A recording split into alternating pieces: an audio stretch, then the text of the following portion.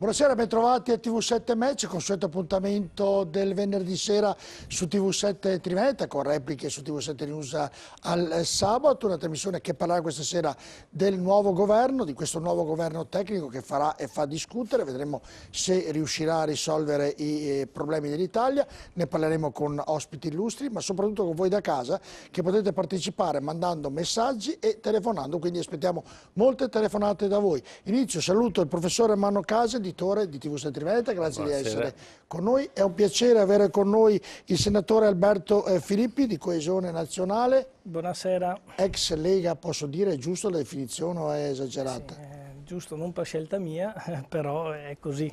L'hanno mandato via? Esatto. Dopo ne parleremo, avremo modo di parlarne. Attendiamo, sta arrivando Antonino Pipitone, consigliere regionale Veneto dell'Italia dei Valori, a minuti sarà qui. È un piacere avere con noi il senatore Paolo Giaretta del Partito Democratico. Buonasera senatore. Buonasera. Ed è un piacere avere anche il senatore Luigi Ramponi del PDL, ed è un piacere averlo perché è la prima volta che viene nella mia trasmissione, vero senatore? Speriamo non sia l'ultima. No, speriamo sia molto, che è un fatica. Invece chi viene spesso con noi è Mariella Mazzetto della Lega, consigliere comunale di Padova, grazie di essere con noi, e docente universitario di Padova, Daniele Trabucco. Buonasera a tutti e grazie di essere intervenuti. Vabbè, insomma, hanno fatto questo nuovo governo. La prima domanda la faccio subito a Paolo Giaretta, ma bisognava proprio avere dei tecnici per sistemare un po' l'Italia, visto che questi sono entusiasti, i politici invece non riuscivano a mettersi d'accordo, arriva questo Mario Monti e di punto in bianco Paolo Giaretta riesce a sistemare le cose. Non condivido questa analisi, che è quella corrente che c'è in effetti su tutti i quotidiani. Dire che Monti sia un tecnico è ignorare la sua storia. Una persona che ha fatto per 10 anni il commissario della Comunità Europea alla concorrenza, al mercato unico, cioè che ha trattato con 27 governi, 27 capi di Stato, con le maggiori imprese multinazionali e ha tagliato le unghie a queste imprese difendendo i consumatori, questo non è un tecnico, sarà una persona che non è iscritto a un partito, ma è una personalità politica, se per politica si intende. Però senatore ha fatto un governo governare tecnico. La cosa pubblica.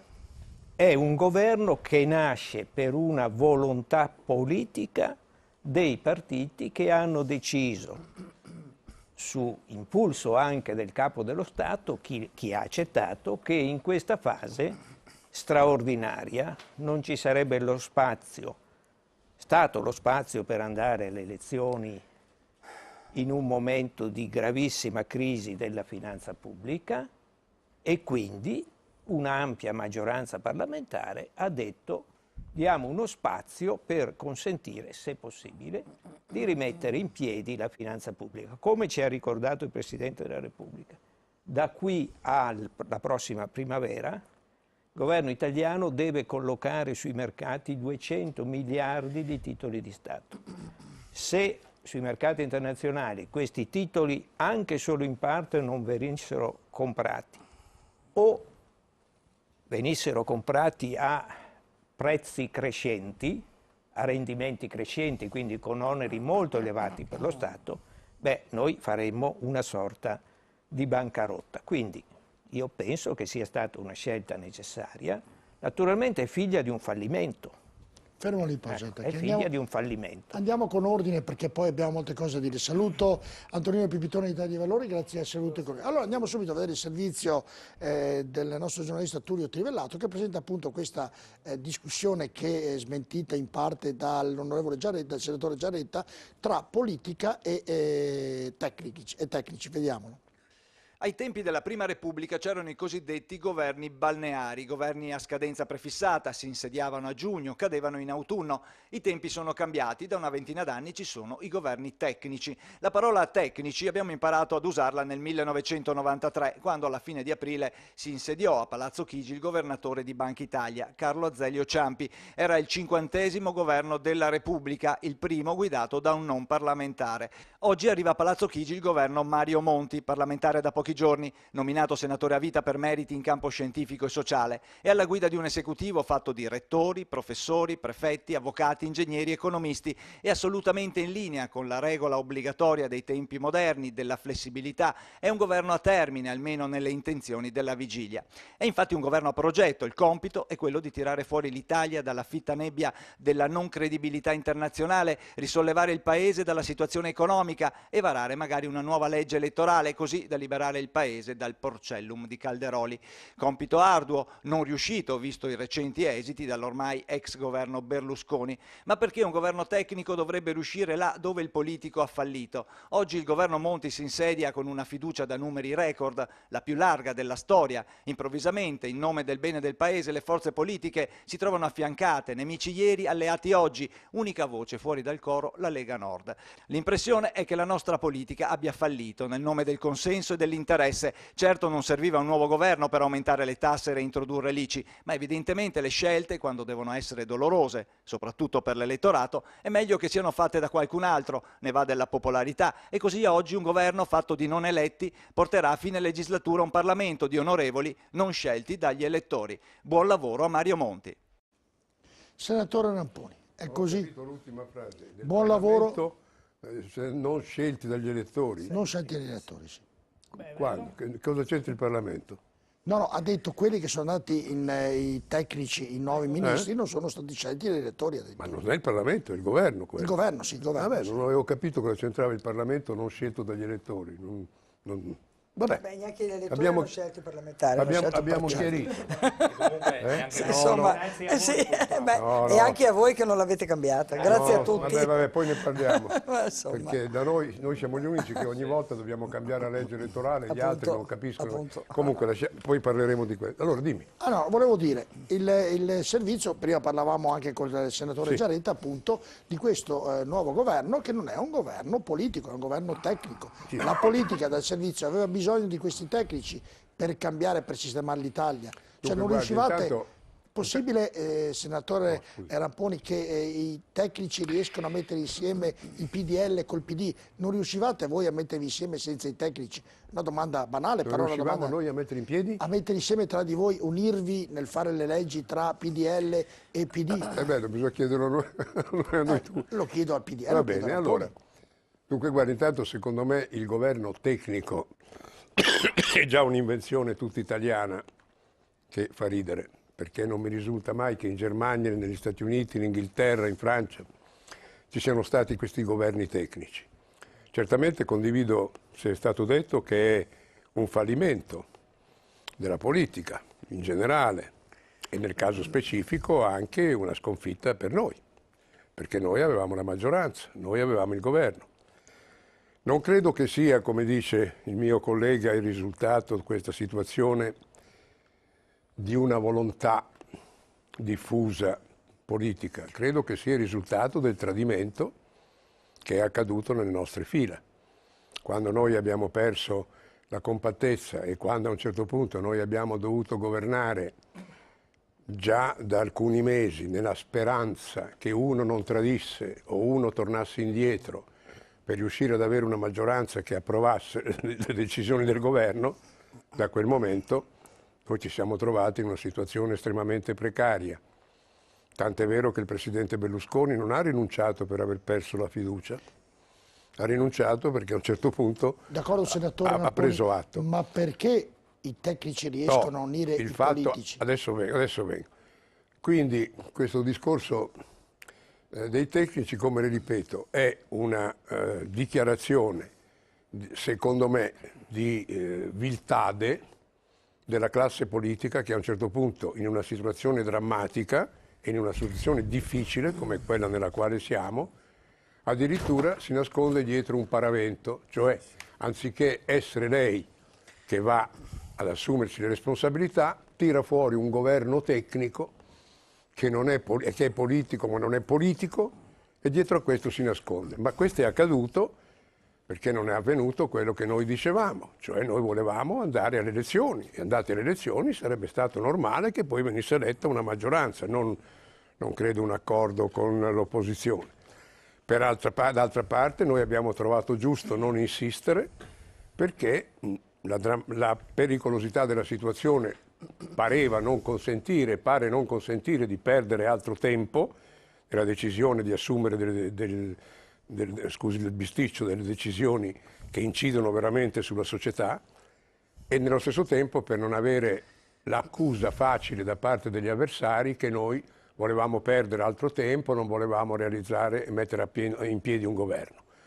Sul fatto che ci si possa mettere d'accordo tra noi e l'opposizione, come per esempio è accaduto in Grecia, non vi sono stati segnali in questo senso da parte dell'opposizione, francamente. L'opposizione ha soltanto fatto dei manifesti dove ha detto ora tocca a noi, e poi appena è toccata loro si sono nascosti dietro Monti. Quindi questo è il quadro che è accaduto. Mi consenta solo di dire una cosa: non mi dispiace in fondo che sia accaduto questo, perché prima o dopo noi ci dovevamo arrivare per una dissennata politica fatta negli ultimi 40 anni in Italia, che piano piano ha portato a questo debito terribile. Mi dispiace solo che l'input sia venuto da fuori e non da noi. Non è la prima volta che viene da fuori, perché quando abbiamo cercato di andare a Maastricht ci siamo presentati con 120% del debito e col 10% del deficit e ci hanno detto con questi numeri non entri, riduci il deficit. È accaduto questo concludo, in una situazione molto molto pesante internazionale, e quando comincia ad esserci una situazione molto difficile volano i più deboli. Ecco, senatore, chiedo rapidità a tutti perché abbiamo molti argomenti. No, Questa no, è la scusi. presentazione, no, Vedrà che la prossima volta sono lo dico più gentilmente sintetico. a tutti, è la presentazione di questo governo, poi parleremo anche del programma del governo e andremo a discuterne punto per punto, che è la cosa più importante. Io volevo sentire il vostro pensiero se il governo tecnico riuscirà a vincere, ma soprattutto che il governo tecnico riesce a mettere d'accordo Pipitone, destra, sinistra, centro, tranne la Mazzetto, e la Lega è riuscita a mettere d'accordo tutti. Beh, ognuno parli per sé, tanto. Parla per te e non parlare per gli altri. Perché io parlo per me e tu parli per Italia dei Valori. Il governo tecnico che è riuscito a mettere assieme. Scusa, C'è una situazione di grave emergenza nazionale dove o ti assume le proprie responsabilità oggi, oppure te ne puoi lavare le mani e farti altre cose e vai avanti lo stesso. Pipitone, domanda, la ripeto, è l'ennesima volta, non si potevano mettere d'accordo lo stesso senza... Ma allora, l'ha detto benissimo il generale Ramponi, giusto? Scusi, il senatore. Berlusconi non ha più i numeri per stare per la maggioranza, quindi o traghettava per le elezioni anticipate, quindi a gennaio si doveva andare alle elezioni, in un marasma di situazione internazionale economica pericolosissima.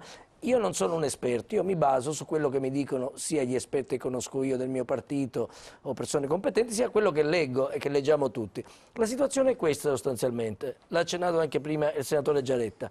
Abbiamo un debito enorme, se oggi non diamo risposte serie li chiamano mercati, in parte sono speculatori, in parte sono risparmiatori che hanno in mano il debito pubblico, cosa succede? Uno, c'è il rischio che facciamo come la Grecia, dobbiamo o non pagare o ridurre gli stipendi pubblici, o non pagare o ridurre le pensioni, o non pagare o ridurre i risparmi, cioè rimborsare botte CCT alle nostre famiglie. Altra cosa, il costo del denaro in questo momento sta aumentando in una maniera impressionante. Però le aziende detto che non è poi tanto così, cioè la situazione è grave, però si può sistemare. Guardi, e ora vediamo se si sistema, perché fino adesso abbiamo sistemato. Non solo, le aziende, cioè il popolo che dicono che vota la Lega, cioè gli artigiani, le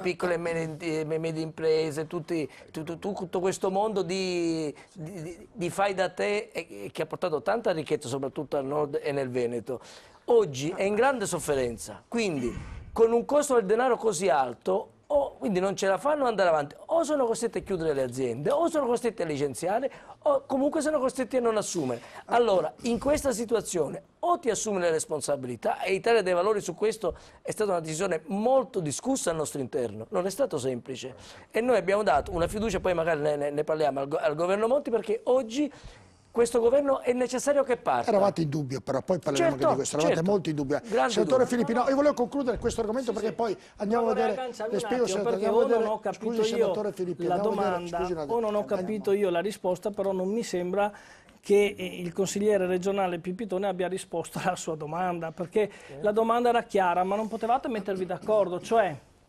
se esiste un'esigenza di bilancio e un bene per il Paese che implicherebbe l'andare d'accordo, non potevate voi far squadra anche col governo che c'era invece di continuare a sparare contro e a parlare di gossip, quando invece c'era qualcosa più serio del gossip, cioè cercare di mantenere in piedi l'azienda Italia? Ecco, questa mi sembrava fosse la sua domanda. Non ho capito se c'è stata una risposta da parte del...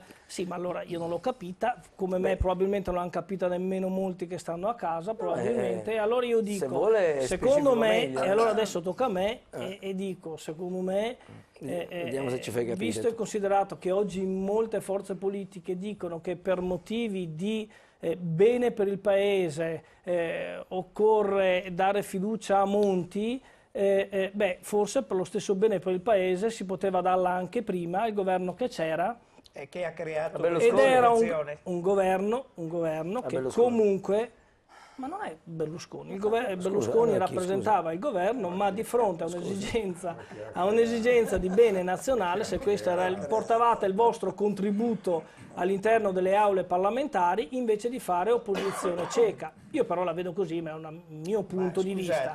Poi dico anche, che non ho interrotto nessuno, dico anche che questo governo che nasce tecnico evidentemente dovrà andare a fare delle scelte comunque politiche. Che poi ne parleremo. E quindi può nascere anche tecnico, ma alla fine dovrà diventare un governo politico. E un governo politico non eletto dai cittadini va contro quel principio elementare, basilare, che è il principio della democrazia, che secondo me dovrebbe essere quantomeno paritario al concetto di far funzionare l'azienda Italia. Tutto qua. Senatore Zetta, la risposta E questo per rispetto nei confronti degli elettori. Questo governo è un governo che a maggio il suo ministro del Tesoro ha dichiarato in Parlamento: i nostri conti pubblici sono a posto, non occorrerà fare più niente fino a fine anno. Poi è successo quello che è successo. Ci si poteva fidare di un governo così? No. Io non ti voglio interrompere, però sai quanto io stimi il tuo lavoro in commissione? Economia e finanza. Scritto, però se tu sai benissimo, e io lo dico anche da imprenditore, che se cambiano le situazioni esterne al Paese Italia, scusa, se cambia lo spread, in maggio era diverso, oggigiorno lo spread, come ha detto qualcuno... Comunque, allora, perché certamente si doveva cambiare il Presidente del Consiglio, evidentemente, che era il capo di questo fallimento, secondo noi. Si poteva esaminare se, a fronte di una personalità esterna, proprio perché sopra le parti... facendo la replica, scusi. Noi mi ha fatto la domanda perché non abbiamo fatto il governo. Comunque termine. Ha dato la risposta. C'è la democrazia qua. C'è la democrazia. Si poteva immaginare anche dei ministri rappresentanti dei partiti.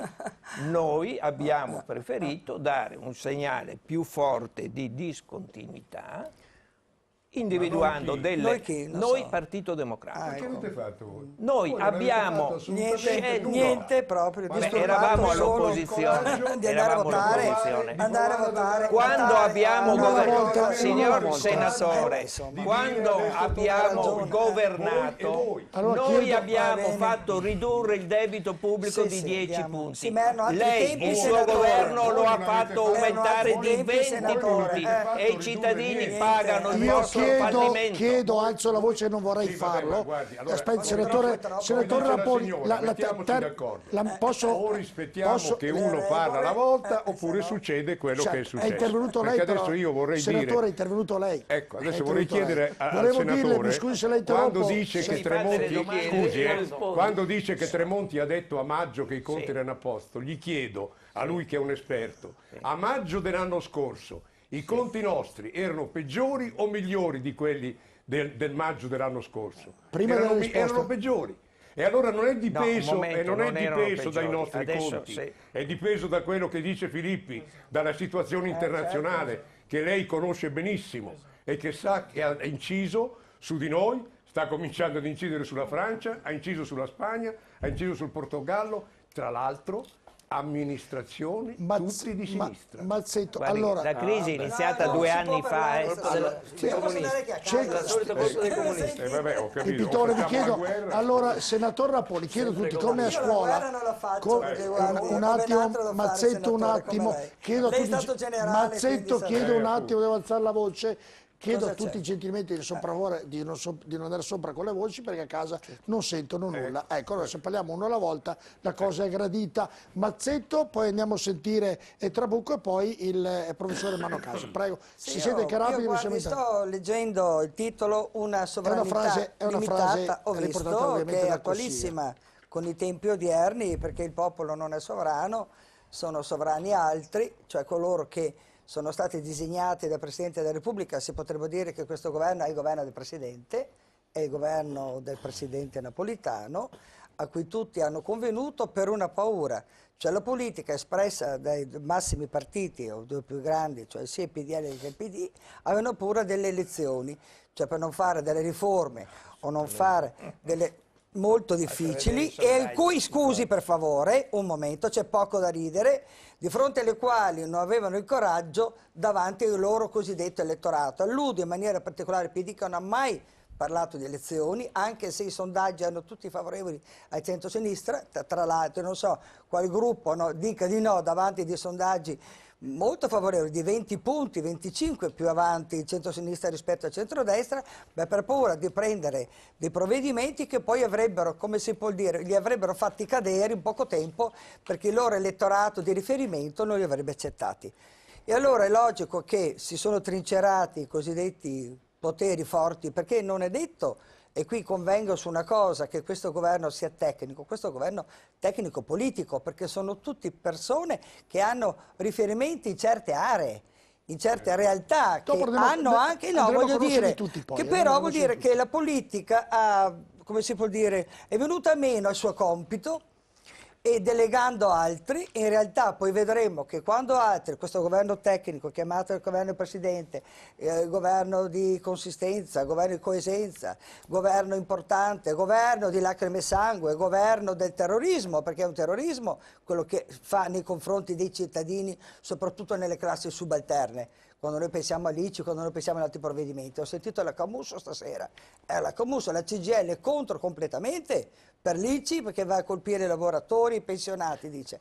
E allora insomma questi vanno perché vede queste cose, il PD che avrebbe avuto un vantaggio e sicuramente il popolo italiano avrebbe mandato a governare la sinistra, non ha avuto coraggio di assumersi delle responsabilità. Ecco che quando la politica non c'è, però logico domanda, che i poteri forti altri vengono avanti. Noi volevamo andare a votare. Io la domanda la rifaccio. Infatti siamo contro questo governo. Non mi sono spiegato bene.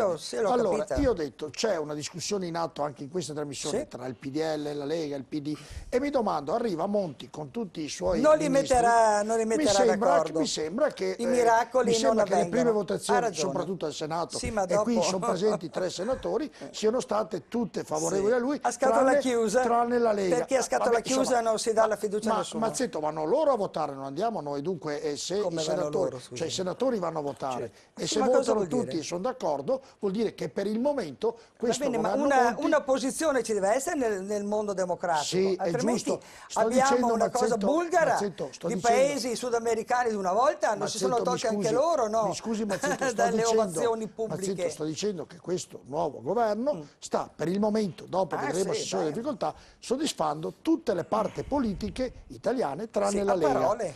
Professore Trabucco, cosa ne pensa?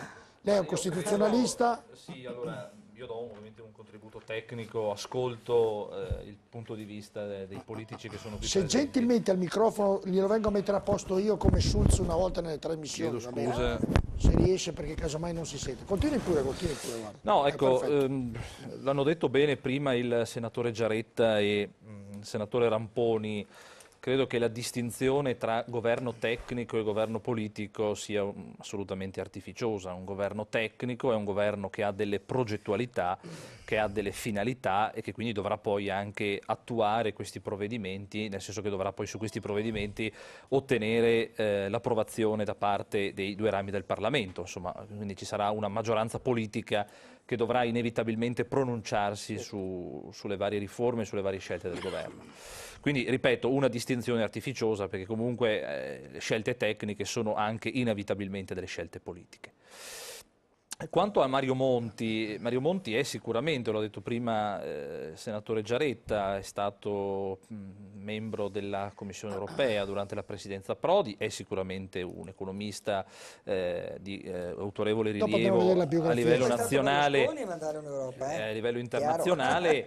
Credo che però fosse la persona sulla quale le forze politiche, tranne quelle che ovviamente non hanno votato la fiducia né alla Camera né al Senato, hanno trovato il maggior punto di convergenza. Credo che il problema lì fosse stato la presenza, la persona di Silvio Berlusconi, che aveva creato, insomma, questa tensione tra maggioranza e opposizione, e quindi credo che anche se il presidente Berlusconi giuridicamente non era obbligato a dare le dimissioni, perché comunque sul rendiconto, il rendiconto era stato approvato, sul quale era stata posta la fiducia, c'era comunque un problema politico legato alla persona di Silvio Berlusconi.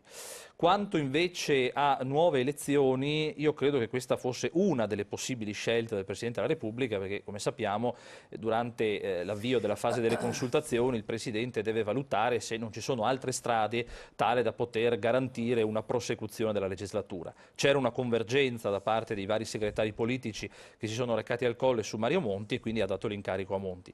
La via delle elezioni anticipate so che era richiesta da alcune forze politiche dalla Lega Nord, del governo precedente, però credo che non era sicuramente una scelta imposta, obbligata in capo al Presidente. Questo governo, nei punti che poi andremo a vedere uno a uno, riuscirà a tenere unite le parti politiche in modo tale da non far saltare il governo e da andare alle elezioni anticipate, secondo lei? Ma credo che questo si potrà stabilire, si potrà valutare nel momento in cui vengono presentati i vari provvedimenti. Una previsione sua. Stando alla maggioranza amplissima che ha ottenuto oggi alla Camera dei Deputati e ieri al Senato, insomma, i presupposti ci sono, sarà da vedere poi che tipo di misure adottare e poi vedere sostanzialmente i Professore contenuti. Manocasi, allora, politica, tecnici, cosa ne pensa? Visto la discussione che è iniziata qui all'interno di questo studio. Sì, il mio non è un contributo politico. Quello che bisogna constatare da un punto di vista così meramente formale è che è una soluzione alquanto ardita e soprattutto una soluzione che lascia aperte una serie di incognite, perché nel momento in cui questo governo per una congiunzione astrale dovesse ottenere i risultati che tutti ci aspettiamo, sarebbe una situazione negativa per diversi partiti che stanno in Parlamento. Se andasse male, a maggior ragione l'Italia andrebbe a fondo. Ecco. Sul fatto che sia stata fatta questa scelta c'è da domandarsi perché e come mai il potere di paesi terzi ledono la sovranità italiana, attraverso una serie di meccanismi e di spinte che consentono un cambiamento della volontà del Paese e comunque di un Parlamento consolidato che deve vedersela da solo. Cioè sarebbe stato meglio, come era la domanda sua all'inizio, perché i politici non si sono confrontati in Parlamento e hanno trovato una scelta pro bona pacis, se questa sarebbe stata la vera soluzione. Siamo stati costretti a una soluzione che non accontenta nessuno, che mette a rischio il Paese e mette a rischio anche i politici e i partiti, perché viene meno quella che è la capacità di comunicazione al cittadino. Cioè, mi immagino, se questo governo dovesse veramente, mi auguro che sia così, andare per il verso giusto, cosa pensano i cittadini dei politici che hanno eletti da qualsiasi parte sia? E quindi la difesa del politico è quello di contrastare eventualmente un eventuale successo di questo, e ce ne sono delle avvisaglie. La Lega è partita in quarta e si è tirata fuori, no? Berlusconi ha detto sì, ma però... Se fa bene lo votiamo. Sì, sì, certo, non c'è se fa dubbio. qualcosa di buono, perché no? Certo, ma Perché non questo non significa dare la fiducia La cieca. mia non è una critica, è una... Certo. È una presa, una chiarificazione delle varie posizioni, dei vari equilibri che si stanno creando all'interno del Parlamento e all'interno dei stessi partiti. Gli stessi partiti, all'interno degli stessi partiti ci sono dei distinguo. Ecco, diciamo, nessuno ha la possibilità di sapere quello che sarà il futuro, ma certo questo governo è estremamente impegnativo, sia per il Parlamento sia per le proposte che andrà a fare. Buonasera Elisabetta Corazza. Bravo, Ho fatto il giro prima di tutti i politici, poi bella analisi. Buonasera Elisabetta. Buonasera Giorgio, buonasera ai nostri ospiti e ai telespettatori che invito a chiamarci, possono farlo telefonando allo 049 80 777 53 oppure possono mandarci gli sms al 345 3341 171. Ovviamente questo era l'anticipo della trasmissione TV7 Match, adesso andiamo a vedere la scheda di Mario Monti e poi vedremo tutti i nuovi ministri uno ad uno. Vediamo la scheda. Mario Monti è nato a Varese il 19 marzo 1943, è un economista, accademico e politico italiano. Figlio di un direttore di banca, si è diplomato all'Istituto Leone XIII di Milano, nel 65 si è laureato in economia all'Università Bocconi di Milano e trascorre un anno all'Università di Yale negli Stati Uniti con una borsa di studio, avendo come professore James Tobin, premio Nobel per l'economia nel 1981. Nel 69 è professore ordinario presso l'Università degli Studi di Trento, dal 70 insegna presso l'Università di Torino, che lascia nell'85 per diventare professore di economia politica presso la Bocconi di Milano, dove diventa direttore dell'Istituto di Economia Politica. Sempre alla Bocconi assume la carica di rettore dall'89 al 94 e successivamente quella di presidente dal 94 alla morte di Giovanni Spadolini. Monti è chiamato a rivestire incarichi di rilievo in commissioni governative e parlamentari, presidente della Commissione sul sistema creditizio e finanziario nell'81, membro della Commissione Sarcinelli nell'86-87 e del Comitato Spaventa sul debito pubblico nell'88-89. Dall'88 al 90 è vicepresidente della Comit. Monti viene indicato come candidato italiano per la nomina a commissario europeo nel 94 dal governo Berlusconi assieme alla radicale Emma Bonino. Jacques Santer, presidente della Commissione, gli assegna le deleghe a mercato interno, servizi finanziari e integrazione finanziaria, fiscalità e unione doganale. Nel 1999 Mario Monti viene confermato commissario europeo dal governo D'Alema, che indica Prodi come secondo rappresentante per la Commissione, di cui lo stesso Prodi diviene presidente e riceve la delega alla concorrenza. Tra le varie misure ricordiamo la multa record di 497 milioni inflitta alla Microsoft di Bill Gates per violazione delle norme antitrust. Monti è anche membro della Commissione trilaterale come presidente europeo e del gruppo Bilderberg, membro della Commissione permanente, un club esclusivo composto dalle 130 personalità più influenti del pianeta, che si incontra annualmente, in genere prima del G8, per influenzarne le decisioni prese dalla politica e dall'economia mondiale. Nel 2005 è superconsigliere internazionale per la banca d'affari Goldman Sachs. Europeista convinto, sostenitore delle liberalizzazioni e del rigore nei conti pubblici, il 9 novembre scorso è stato nominato senatore a vita dal Presidente della Repubblica, Giorgio Napolitano, per meriti in campo scientifico e sociale. Si è espresso a favore delle riforme portate avanti nei rispettivi campi dal Ministro dell'Istruzione, Maria Stella Gelmini, e dall'amministratore delegato di Fiat, Sergio Marchionne. Di Silvio Berlusconi ha criticato il magnetismo comunicativo con cui è riuscito ad alimentare in moltissimi italiani un sogno sul presente. E questa è la scheda Lui ci darà il sogno sul futuro? Certo, questa è la scheda di Mario Monti, andiamo in pubblicità. La proposta collaborativa non è membro della Trilateral, è il presidente della Trilateral europea. Grazie di questo Prego. appunto, senatore. Allora, noi andiamo in pubblicità. Al rientro vi faremo vedere invece tutti i ministri e poi parleremo del nuovo programma di Mario Monti. Elisabetta. Sì, ricordiamo i numeri per intervenire, potete chiamarci allo 049 80 777 53 oppure potete mandarci gli sms al 345 3341 171. Torniamo tra poco.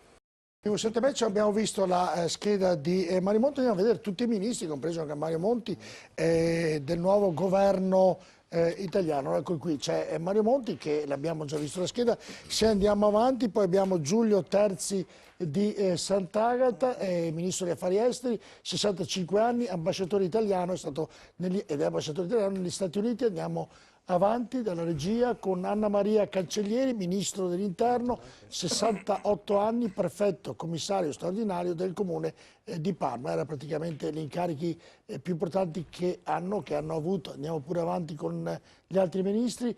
Paola Severino, Ministro della Giustizia, 63 anni, avvocato penalista, pro rettore all'Università Luis. Andiamo avanti con l'altro, Giampaolo Di Paola, Ministro della Difesa, 67 anni, ammiraglio, Presidente del Comitato Militare della Nato. Andiamo avanti con Corrado Passera, o Passera, Ministro dello Sviluppo e Infrastrutture, 57 anni, già amministratore delegato delle Poste Italiane, consigliere delegato della Banca Intesa San Paolo. Mario Catania, Politiche Agricole, sempre Ministro, 59 anni, Capo Dipartimento delle Politiche Agricole Europee e Internazionali. Corrado Clini, Ministro dell'Ambiente, 64 anni, stato direttore generale del Ministero dell'Ambiente. Piero Giarda, rapporti con il Parlamento, 75 anni, economista, responsabile laboratorio analisi monetaria Università Cattolica Sacro Cuore Milano. Francesco Profumo, Ministro Istruzione, 58 anni, Rettore Politecnico Torino, Presidente del Consiglio Nazionale delle Ricerche. Poi abbiamo Elsa Fornero, Ministro al Lavoro Welfare, 63 anni, docente Economia Politica dell'Università di Torino, Vicepresidente del Comitato Sorveglianza della Banca Intesa San Paolo. Renato Balduzzi, Ministro alla Salute, 56 anni, professore di diritto costituzionale, direttore d'Agenzia Nazionale Servizi Sanitari Regionali del Ministero della Salute. Lorenzo Ornaghi, Beni Culturali, 63 anni, rettore all'Università Cattolica Sacro Cuore. Poi abbiamo Enzo Moavero Milanesi, Ministro agli Affari Europei, 57 anni, giudice Corte Europea di Giustizia di Lussemburgo. E poi abbiamo Piero Gnudi, Ministro Turismo e dello Sport, 73 anni, già consigliere economico del Ministero dell'Industria, ex presidente dell'Enel. Ce n'è ancora un altro, Fabbrico Barca, Ministro Coesione Territoriale, 59 anni, economista, direttore generale presso il Ministero dell'Economia. Poi abbiamo Antonio Catricalà, sottosegretario della Presidenza, 59 anni, Presidente Autorità Garante della Concorrenza e del Mercato. E ultimo, per ultimo non per questo, Andrea Riccardi, Ministro della Cooperazione Interna e Internazionale, 61 anni, fondatore della comunità di Sant'Egidio, docente della storia contemporanea. Questi sono gli uomini che dovrebbero, e ci auguriamo tutti, sistemare l'Italia, professore Ermanno Casi. Sì, non conosciamo le loro capacità sicuramente professionali di buon livello, le loro capacità politiche, ma certamente quello che si impone è una manovra abbastanza dolorosa per gli italiani e abbiamo visto che c'è una lista di richieste, adesso dal Presidente del Consiglio, e parte dall'ICI, quindi colpisce diciamo, tutti indifferentemente, ma soprattutto quelli meno abbienti. E poi via di seguito e vedremo dove andrà a finire. Io non credo però, se devo dare un'opinione tecnica, non credo che in questo momento il default internazionale si fermerà. Probabilmente ci sarà un abbassamento del livello di persecuzione nei confronti dell'Italia, ma non sarà sicuramente fermato. Il problema è che le banche hanno i tassi di interesse troppo bassi e non hanno nessun vantaggio a mantenerli bassi. Quindi si arriverà a un aumento dei tassi di interesse, altrimenti il credito cesserà di esserci come business. Le banche in questo momento investono in quei paesi dove il tasso di interesse è molto elevato, dove il reddito è molto elevato e quindi India, Cina o altri paesi terzi. Allora, passiamo alle telefonate che abbiamo lì da molti telespettatori, poi andremo a vedere Monti e andremo ad analizzare punto per punto il suo programma. Sentiamo che abbiamo in linea. Pronto? Pronto? Pronto, buonasera, con chi parliamo e da dove? Da Belluno. Il signor si chiama? Marco. Marco, prego signor Marco. Da Belluno. Prego. Marco. Prego. Allora niente, io volevo così dire anche due cose alla signora della Lega, no? Visto che io sono anche stato uno che ha votato la Lega sia precedentemente nel 94 che anche l'ultima volta così. E ha molto deluso la Lega per quanto riguarda poi tutto questo paventare di federalismo e quant'altro che dovevano così portare anche dei benefici così nella nostra regione, sia del Veneto che comunque nell'Alto Nord, che in realtà non è così avvenuto. Sono rimaste solo delle chiacchiere inutili, secondo me, e secondo insomma l'opinione pubblica del Nord, credo. E l'escamotage che ora stanno così inducendo con il nuovo governo insediato, perché comunque quello che è stato votato precedentemente per quanto riguarda Berlusconi con i voti chiaramente democratici, che si era insediato, non è stato capace di fare assolutamente nulla se non che cose personali e quant'altro che insomma sono risapute a livello della stampa italiana, eccetera. Oggi hanno così inventato questo escamotage di astenersi, poi di dare la fiducia a Monti, no? Ma secondo me è soltanto appunto un metodo per vedere recuperare un qualche cosa, no? Che tutti noi abbiamo già capito. Certo Marco, grazie. Marco, chiedo a tutti... Questo è in sostanza quello che volevo dire. E personalmente Perfetto. a me il voto non l'avranno più. Marco, io chiedo... Certo. Marco, salutiamo Marco, salutiamo il signor Marco da Belluno, chiedo a tutti... Grazie signor Marco. Chiedo a tutti i nostri telespettatori, noi facciamo intervenire perché siete brevi, fate le domande ai nostri ospiti e altrimenti davvero non posso passare le telefonate. Sentiamo che abbiamo in linea, pronto? Pronto? Buonasera, con chi parliamo, da dove? Io sono Mario e parlo dalla provincia di Padova. Prego signor Mario, chiedo rapidità anche a lei. Forse devio sui vari argomenti che state trattando. Io vorrei consigliare ai nostri politici che abbiamo qui nella vostra assemblea, diciamo, vorrei consigliare a questi politici di fare pagare a tutti i contribuenti 3 euro per una rivista che tutti i municipi, le province e le regioni emetteranno. Io ti do una rivista dove c'è scritto che l'assessore XY ha fatto per questo provvedimento, per questa delibera, per questa rotonda, per questo mura, per gli alberelli delle strade.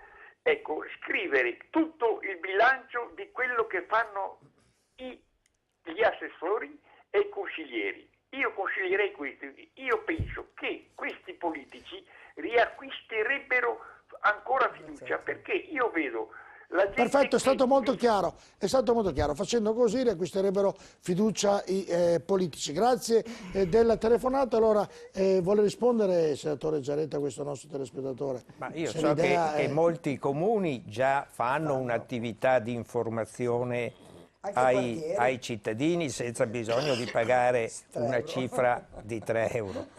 Magari farle meglio e in modo meno costoso, però è molto importante, ha ragione il telespettatore a dire occorre che ci sia un'informazione del cittadino, perché il cittadino in base a cosa vota, specialmente nelle elezioni amministrative, in base ai programmi poi vuole vedere se le persone che ha votato sono state in grado di realizzarli quei programmi. Bene, allora andiamo a vedere il programma di Monti, poi lo analizzeremo e qui inizierà il dibattito. Filippo, vengo dopo. Guarda, il signore che ha telefonato prima, il federalismo fiscale, ha detto che lo fa anche Monti, insomma. Cioè, mi sembrerebbe corretto, visto che abbiamo sentito il collega, replicare invece a chi ha fatto la prima telefonata. Magari non voglio parlare io, parla chi la testa della Lega ce l'ha. Ha risposto. Però devo dire, siccome io c'ero in Senato e ho votato per il... vuole fare federalismo fiscale, vuol dire la telefonata di questo signore, l'ha detto proprio oggi, perché ho ascoltato tutti gli interventi, è una telefonata, così insomma tanto per buttare un po' di cose contro la Lega, è un uomo di sinistra che si spazia per destra. Ma no, non è questo, lo dici tu, ma cosa vuoi tu? Hai fallito. Voi avete fallito che non Avete avete neanche voluto dare Uno alla volta, un attimo. dai decreti attuativi, vedrai che verranno attuati grazie al tuo voto da Monti. Filippo, ha dato lei la non parola dire a cose non Mazzacchiaro. vere, sii onesto Ha dato lei la parola a intellettualmente. Mazzacchiaro. Io volevo fare un passaggio sui decreti attuativi. Hanno pensato gli elettori a capire Sì, che ho visto. abbiamo...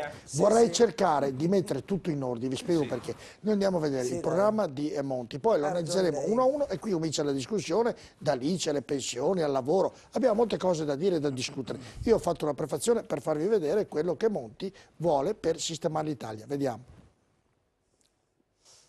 Rigore, crescita ed equità. Le tre parole con le quali il Presidente del Consiglio, Mario Monti, ha sintetizzato l'azione del suo governo. 2 le fasi operative, prima l'emergenza conti per calmare i mercati e subito dopo lo sviluppo. Ancora presto per capire quando l'esecutivo entrerà nel merito dei provvedimenti, ma nei suoi interventi Mario Monti ha già delineato la strada che intende percorrere e dove intende mettere mano. Monti ha parlato di ICI, pensioni, mercato del lavoro, giovani, taglio degli sprechi, riduzione delle tasse per chi assume le donne.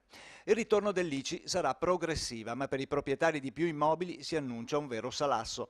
L'imposta comunale sulla prima casa dovrebbe essere reintrodotta progressivamente e incorporata nella nuova imposta municipale unica, da anticipare probabilmente già al 2012. Tradotto in parole povere, si penserebbe di introdurre una super ICI legata al valore immobiliare e alla luce di una rivalutazione dei valori catastali, aumentandola in modo progressivo in relazione al numero di appartamenti posseduti.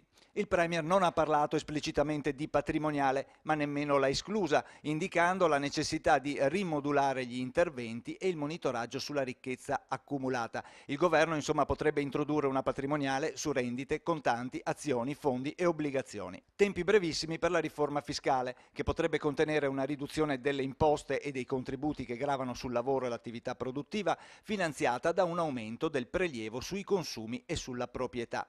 Sul fronte pensioni le misure arriveranno solo dopo il confronto con le parti sociali. Il sistema italiano risulta tra i migliori in Europa dal punto di vista della tenuta dei conti. L'età per il pensionamento di vecchiaia già è più alta di quella tedesca e francese. Resta il problema delle pensioni di anzianità, quelle a 60 anni di età. Per superarle, il nuovo ministro del lavoro, Elsa Fornero, punta all'introduzione di un'età flessibile di pensionamento a scelta del lavoratore tra i 63 e i 68-70 anni, con il calcolo contributivo che premia chi lascia il lavoro più tardi. Si prospetta una estensione del contributivo a tutti i lavoratori, così da limare la disparità tra giovani e anziani e tra categorie. Condizione per la riforma la rimozione dei privilegi a partire dai vitalizi parlamentari. Per quanto riguarda il lavoro, il Presidente del Consiglio è stato preciso: trattativa con le parti sociali e poi l'obiettivo del superamento del dualismo delle regole che privilegia i lavoratori anziani a scapito dei giovani.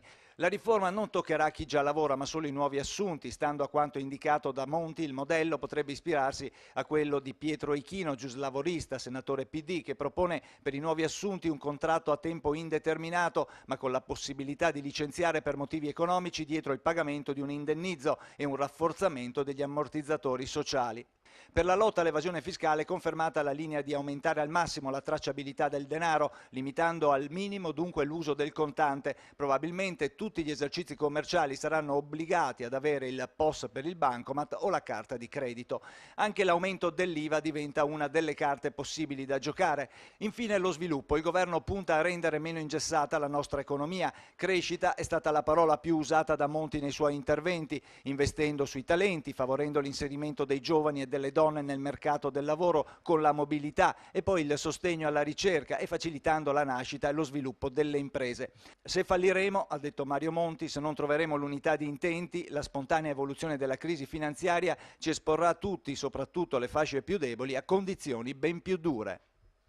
Ecco, questo è il programma di Mario Monti, senatore Ramponi, e da qui iniziamo il ragionamento se le parti politiche sono d'accordo, se riusciremo a trovare un modo tale da sistemare i conti dell'Italia, se insomma veniamo fuori da questa situazione grave. E iniziamo a parlare allora con ordine dell'ICI, l'ICI che poi tra l'altro è stato, tra poco vedremo la grafica, un cavallo elettorale che fece vincere Berlusconi quando ci sono state le... Uno dei cavalli. Uno dei cavalli, un cavallo cavalli. di battaglia come tanti altri, però l'ICI è stato, adesso l'ICI sembra che Monti voglia ritornarla in pista. Sì, allora? No, le domando, è d'accordo? Visto che il PDL non era d'accordo, cioè le faccio una domanda, Ramponi, visto che Berlusconi il il suo PDL, partito... io dico che tutte quelle proposte che ha fatto il presidente attuale Monti non si discostano quasi per nulla da tutte le proposte auspicate nella lettera che noi abbiamo presentato all'Europa e delle quali il 55% è contenuto nella legge di stabilità. Quindi io non trovo assolutamente nulla di nuovo nelle proposte di Monti. Ci sarà in particolare questo discorso dell'ICI. Berlusconi non è molto d'accordo, Berlusconi non è molto d'accordo sull'ICI? Sì. Sì, è chiaro che noi non siamo del parere di togliere quello che abbiamo proposto prima, ma noi abbiamo detto chiaramente, nel momento in cui si dovesse presentare questa esigenza, lo stesso Monti ha detto che l'ICI sulla prima casa, la non ICI sulla prima casa, è un fatto unico nell'ambito europeo. Non ha detto applicherò. Poi vi sono tutte queste deduzioni che si fanno. Allora, nel caso in cui, fra le 1000 ipotesi, perché non bisogna concentrare il discorso come se il discorso dell'ICI fosse della prima casa fosse la soluzione. Noi non siamo d'accordo, ed è l'unica cosa che non c'è in tutto il programma che bisognerebbe conoscere, perché l'ICI, colpire l'ICI della prima casa, vuol dire togliere ad un paese, mi faccia finire, ad un paese che ha l'80% di proprietà di casa nei suoi cittadini, quindi il più alto coefficiente di proprietà dell'Europa, e moltissimi dei quali si sono fatti in questa casa ne hanno una, ed è quella che si sono costruiti con il lavoro di una vita, tassarla non ci pare giusto, anche perché abbiamo sempre predicato che in ambito sociale la casa della famiglia è un diritto. Certo. Tutto qua. Senatore Filippi, vedo che sorride, però la domanda la faccio a lei. Sorrido perché a volte dovrebbero scendere anche le lacrime. Comunque per agganciarmi, così parliamo subito di casa, ricordo quando ero piccolo mio padre che diceva la casa è il sogno della nostra famiglia. Certo. La casa deve essere il sogno degli italiani tutti, c'era questa cultura, specialmente nel mio Veneto, lasciatemelo dire, di fare sacrifici per costruire la casa che poi andava in eredità ai figli, e quindi era anche una specie di, non una specie, era il patrimonio della famiglia che anche a livello culturale poi creava intorno a questo patrimonio anche la vita stessa della famiglia. Ora questo sogno è diventato negli anni un incubo, perché sulla proprietà casa, che non è sicuramente un qualcosa né che crea reddito, ma è un qualcosa sul quale poggia il sistema famiglia e sul quale tutte le famiglie hanno scommesso, era diventata diciamo il sistema per, attraverso la tassa sui rifiuti, la tassa dell'ICI, la tassa di qua eccetera, era diventato il sistema per andare a spolpare soldi che tra l'altro erano già stati comunque pagati, perché quando compro la casa comunque vado dal notaio, pago pure la tassa sul registro e prima diventa edificabile, cioè per arrivare a questo sogno uno aveva già pagato chi l'ha costruita la casa più un bel po' anche allo Stato, e quindi si stava cercando di tornare a ridare quel sogno agli italiani, e adesso si ritorna a parlare di toglierlo immediatamente e ritorna l'incubo. Poi una piccola osservazione alla faccia di Avanti i Giovani, cioè io qui vedo 65, 68, 63, 67, 64, 75, 63, 63, 73, 61, cioè sotto i 55 anni non c'è nessuno. Siamo ritornati sui ministri. Non c'è nessuno, certo, cioè io intendo dire, non pretendo di vedere la formazione del Vicenza Calcio con tanti 23enni al governo, però santo cielo, perché devo andare sempre all'estero per poter vedere qualche quarantenne preparato facente parte, Guarda, io sto solo facendo un discorso perché sto dando un giudizio. io a 45 anni mi sento sostanzialmente già vecchiotto, nel senso che vedo tanti sindaci della mia zona che ho contribuito a diventare tali che alla fine hanno anche qualcosa ma nel momento di più di me e invece purtroppo in questo paese la voce ai giovani non la si dà mai, non la si dà mai. Dall'altra parte poi nel momento in cui chiami un direttore sportivo, un allenatore a formare una squadra, devi dare ampia libertà di sua scelta. Dopodiché è discutibile o no se sono giovani o no, però se i politici, non vuole essere, io le spiego, se i politici italiani però decidono di mettere Monti e gli dicono fai il nuovo governo, Monti avrà tutte le ragioni e il diritto di scegliere chi vuole. No, ma allora lungi da me dare suggerimenti a Monti o al Presidente della Repubblica. No, lo sa perché le dico questo, su chi scegliere, però potrò fare un'osservazione e dire... Ma prima che lei che è in Parlamento non poteva dirlo. Cioè perché bisogna dire a Monti, cioè quando si è in Parlamento, voi che votate, i senatori e i deputati, quando votate potete dire siamo tutti troppo vecchi, mettiamo i giovani, perché facciamo un'osservazione a Monti che l'abbiamo preso per un tot di periodo per sistemare l'Italia e non avete ringiovanito voi che ci lavorate dentro e che votate il nostro governo? Allora, premesso che io ho provato a farlo nel mio piccolo all'interno magari della Lega e qualcosa mi è successo, ma premesso questo e magari qualche volta l'ho presa, però intendo dire, io non posso andare a proporre, io non posso andare, scusatemi, io però ho fatto un'osservazione, senatore Napoli ha fatto un'osservazione e devo dire, gli do diritto alla parola.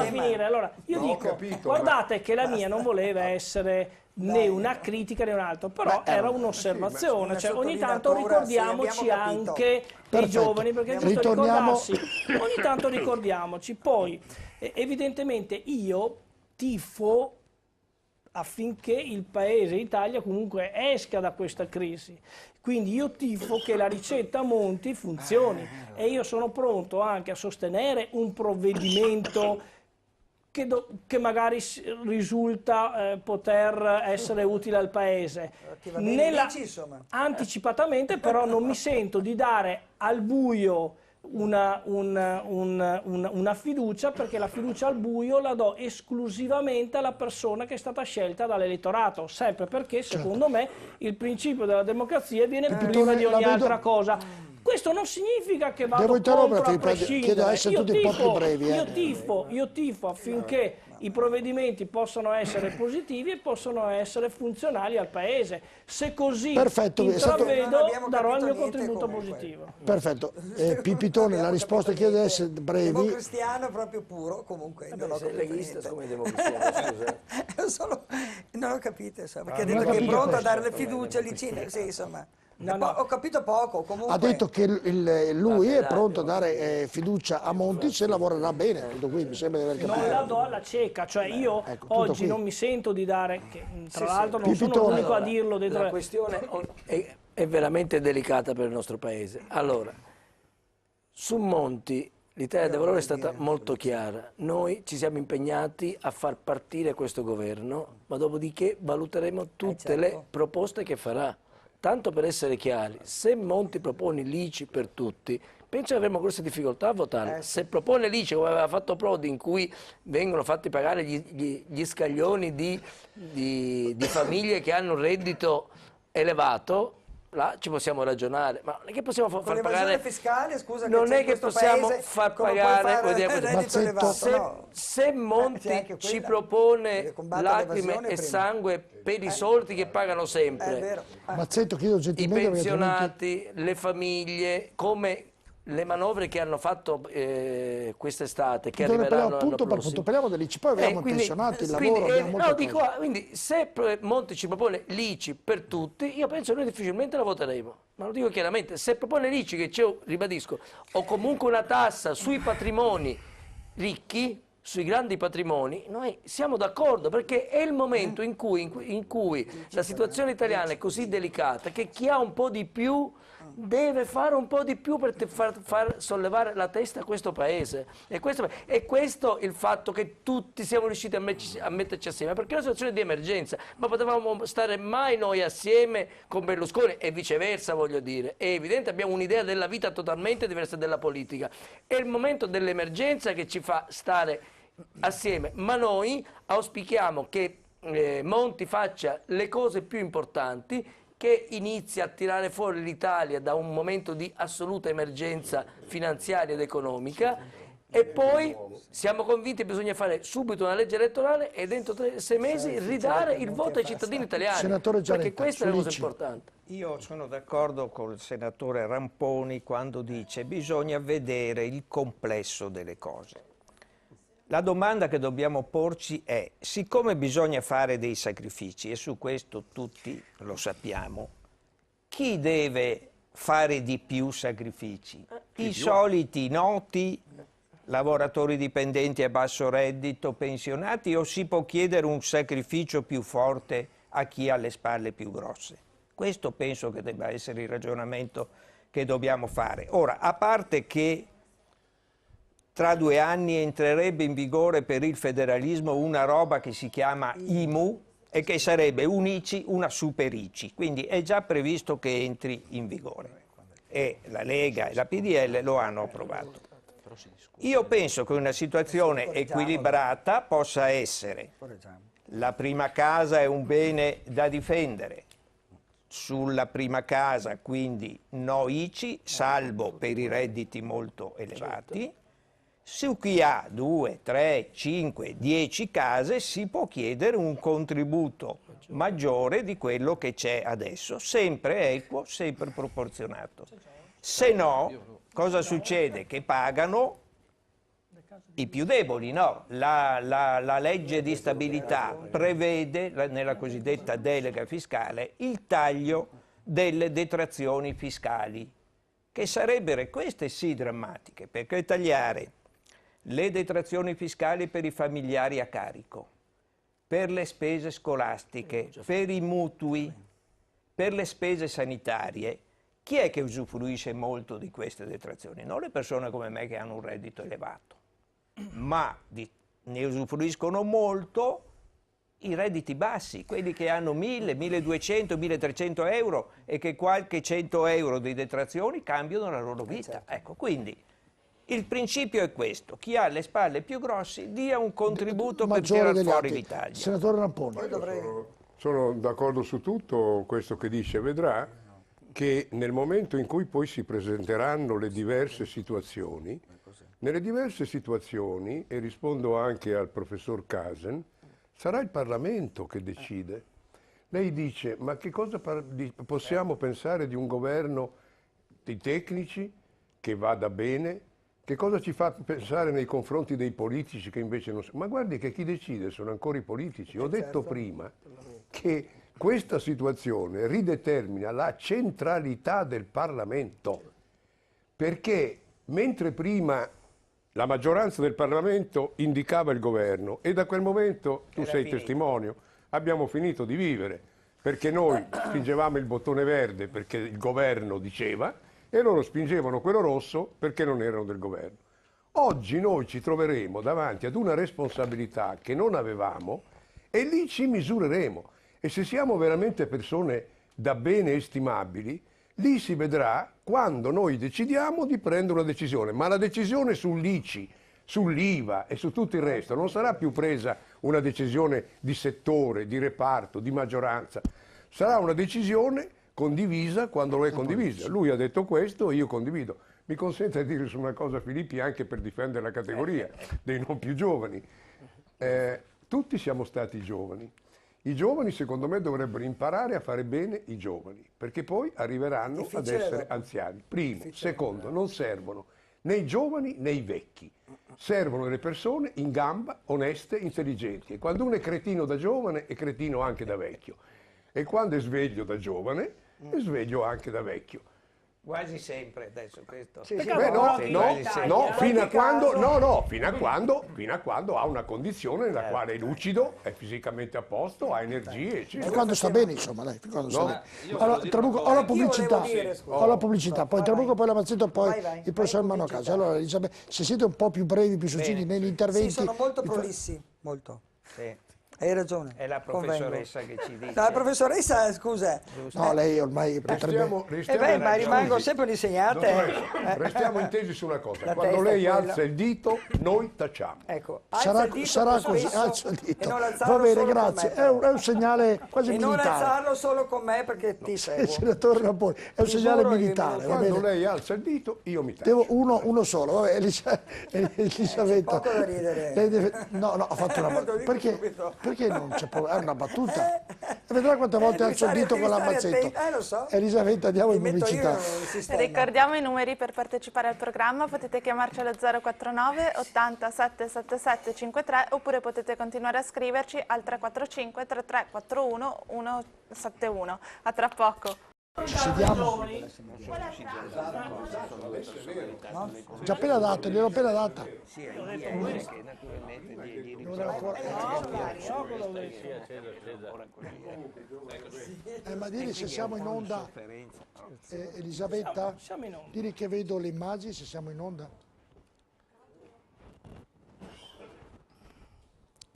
Volevo sapere se siamo in onda, se la regia me lo dice magari molto probabilmente andrebbe meglio. Va bene, rieccoci, allora qui la discussione continua anche durante la pubblicità. Allora Daniele Trabucco, Sulici voleva intervenire. Un passaggio velocissimo. Allora, volevo ricollegarmi a quanto diceva il senatore del Popolo della Libertà Ramponi quando metteva in evidenza come questo nuovo governo ha comunque dato un maggiore impulso al Parlamento. Del resto lo stesso neo Presidente del Consiglio dei Ministri ha definito proprio le due Camere il cuore pulsante, no? L'ho definito così ieri nel suo intervento al Senato della nostra democrazia rappresentativa. E penso che questo possa essere veramente un aiuto per una spallata a una certa forma di partitocrazia degenerativa, dove abbiamo visto, insomma, da parecchio tempo il Parlamento che è stato un po' esautorato, una sorta di cassa di risonanza e di ratifica di decisioni prese precedentemente nell'ambito delle segreterie dei partiti politici. Quindi penso che da questo punto di vista l'intervento di Monti sia assolutamente condivisibile. Per quanto riguarda l'ICI, io volevo dire questo, che in sede di adozione del decreto legislativo delegato sul federalismo municipale, che è uno dei decreti attuativi, no, della legge di delegazione numero 42 del 2009, in Commissione si discusse della possibilità di introdurre l'ICI sulla prima casa. Il decreto poi prevede questa imposta municipale unica, quindi questa sorta di super ICI, però limitatamente alle seconde case. Questo però poneva dei problemi e pone dei problemi in qualche modo di differenze tra comuni e comuni, e quindi c'era e c'è comunque l'intento, forse da questo punto di vista, anche di assicurare una nuova fonte di entrata per le amministrazioni comunali. Questo è un aspetto che non va assolutamente trascurato. Poi ha ragione, credo, il senatore Giaretta del Partito Democratico quando mette in evidenza la necessità in una prospettiva di progressività di prevedere ovviamente degli scaglioni sostanzialmente. Ecco. Però l'aspetto che volevo evidenziare era questo, cioè c'era comunque anche questa esigenza di assicurare, ecco, una fonte d'entrata per le amministrazioni comunali. Alzo il dito, telefonata, passiamo un paio di telefonate, sentiamo. Pronto, che abbiamo in linea? Pronto? Pronto, buonasera. Con chi Sono parliamo? Franco da Salerno. Franco da Salerno, buonasera. Che tempo fa a Salerno? Canale 638. Che Mi tempo? vedo al canale 638. Sì, canale 6. Che tempo fa a Salerno? Tempo bellissimo. Bene, prego. Volevo dirle che Berlusconi, nel frattempo che Berlusconi ha tolto l'ICI, ce ne sono state imposte 2, senza che nessuno sappia niente. Io pago 75 euro di addizionale comunale e regionale ogni mese, questa è un'altra ICI. Inoltre l'autorità per l'energia e il gas hanno formato un'altra azienda che si chiama azienda di distribuzione, che serve per la lettura dei contatori, pensando che l'Enel è automatico. è che quella del gas la diamo noi, ci impongono una cifra media mensile che si chiama sotto la voce rete comunque un'altra voce che mette nella bolletta, adesso non vi vedo più, nella voce del gas che è di circa 50 euro ogni 2 mesi per ogni famiglia. Perfetto, ha detto, ha tolto l'ICI, però ho altre tasse da pagare. Grazie Franco Salerno, poi le risponderemo. Sentiamo un'altra telefonata, pronto? Pronto? C'è qualcuno pronto? Chiedo alla regia. Signor Maurizio. Sì, pronto. Buonasera, da dove chiama? Pronto. Da dove chiama, signor Sì, Maurizio? pronto, io Abbassi il stavo a televisore. Padova, Se mi quadri, ecco. Padova, Cristian, se mi quadri un attimo, grazie. Se abbassa il televisore, Maurizio, mi sente meglio perché c'è un rimbombo che lo sentiamo. Sì, Maurizio, però abbassi il televisore gentilmente. Può abbassare il televisore? Maurizio, se abbassa... Eccoli, allora cominciamo a ragionare. Prego, Maurizio. Ero chiuso. Prego. Stai attento. Io per prima cosa vorrei dare un saluto alla signora Massetto. Prego. Ecco. Poi dopo ho ascoltato il discorso del signor Monti. Certo. Del signor Monti. Prego, Maurizio. Ma mi ha fatto venire le lacrime agli occhi il signor Monti. Perché? Perché, guardi, sì, mi ha fatto venire le lacrime agli occhi. Perché? Ma sa perché? Perché? Perché hanno fatto il nostro capo dello Stato, che è un comunista, ha fatto un governo per le tasse, ha fatto un governo per i ricchi e per le banche. Scusi un attimo, e i signori che hanno portato la crisi in Italia sono state le nostre povere sinistre. Che fanno pietà. Grazie Maurizio, Hanno grazie. pietà. Guarda, c'è un sindaco che è amico Grazie dei Maurizio, sindaci. Maurizio, fermo. Benissimo. Grazie, allora io chiedo. Stavamo nel grazie. paese del Bengodi. Parlava anche Poi vi do- del tuo sindaco. Mazzetta un Sì, attimo, poi vi tuo. faccio dare le risposte ai nostri spettatori. Chiedo gentilmente però ai nostri telespettatori che intervengano e che facciano delle domande ai nostri ospiti, perché sennò se ognuno dice le sue non ne veniamo più fuori. Lo dico per l'ultima volta, altrimenti poi devo chiudere le telefonate e non è una cosa simpatica. Sentiamo, abbiamo un'altra telefonata, Elisabetta, poi ne facciamo più avanti. Sentiamo l'ultima di in questo momento, sentiamo che abbiamo in linea. Pronto? Pronto? Con chi parliamo e da dove? Riccardo da Verona. Prego, signor Riccardo. Pronto? Prego, la sentiamo, prego. Sì, buonasera. Buonasera. Senta, io vorrei mi domando una cosa, no? I nostri politici cosa hanno fatto per me? Se il mio potere d'acquisto degli ultimi 15-20 anni è diminuito del 30%, sia come pensionato e sia anche come lavoratore. Abbiamo i politici che prendono uno stipendio più alto di tutta Europa, abbiamo le auto blu e non mi dirà che negli ultimi 20 anni sia i trasporti, la scuola e via dicendo che sono migliorati. Allora che fiducia posso avere io dei nostri politici e come possono loro criticare Monti? Certo, perfetto, grazie del suo intervento. Allora, senatore Giaretta, poi Io senatore volevo Rapone. dire qualcosa sull'ICI, non ho Certo, detto. sì, no, rispondiamo al telespettatore rapidamente, poi andiamo No, sull'ICI perché ancora. mi a tocca concludere. ricordare, insomma. Senatore Ma Giaretta. naturalmente diciamo, il fallimento del governo Berlusconi a mio avviso è chiaro agli elettori e voglio dire comunque oggi stiamo discutendo di un nuovo governo perché il governo Berlusconi, che aveva ricevuto un enorme consenso elettorale, non è stato in grado di portare a capo la legislatura e questo è un fallimento politico che tutti gli italiani pagano. Io sulle auto blu voglio dire al nostro telespettatore, ecco, il termine i politici hanno le auto blu.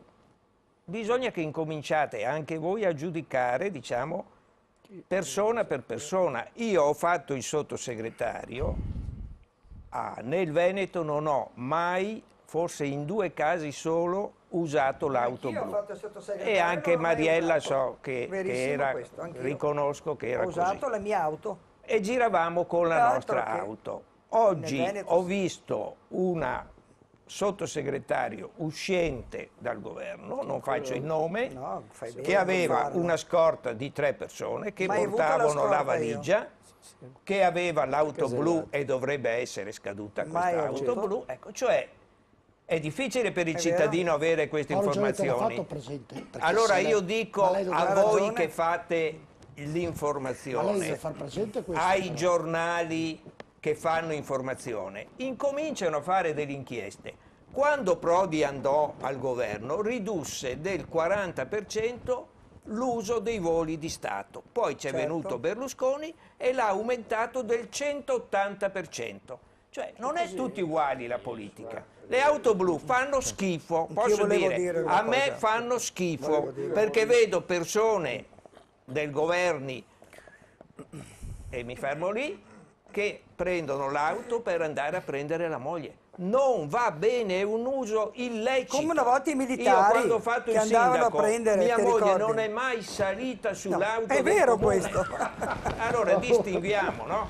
Verissimo. Ha visto che la russa ha comprato 19 Maserati per i vertici delle forze armate. No, non va bene. Non va bene, adesso non va però bene. volevo No, io fare- volevo dire qualcosa su Licci. Ramponi, la risposta poi volevo dice. Scusa, fare un no, appello. se parla sempre Ramponi vado a casa. No, ma non 4 deve- volte io 0, no, mi dispiace. Guarda, Ci io- vuole una, altro che scusa equità. che sei sempre qua, non ti Usiamo fanno il parlare. termine di Monti, equità.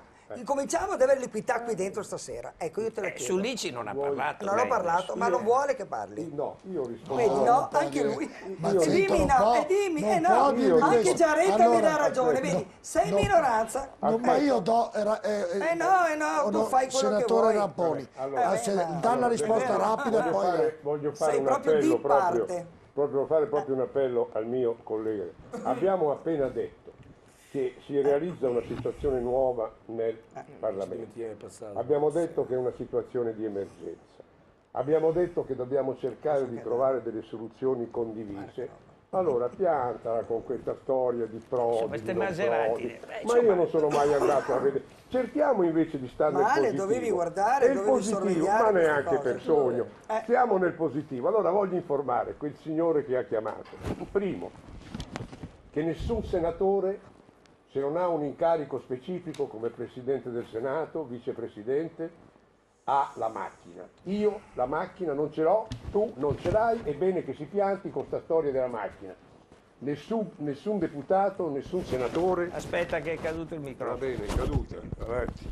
Vede, Nessun deputato, ha nessun rubato, senatore, la parola a Mazzetto, le ha fatto cadere anche il microfono. E vedi, Dio è giusto, Dio c'è, puoi dire. La giustizia c'è. Prego, scusa.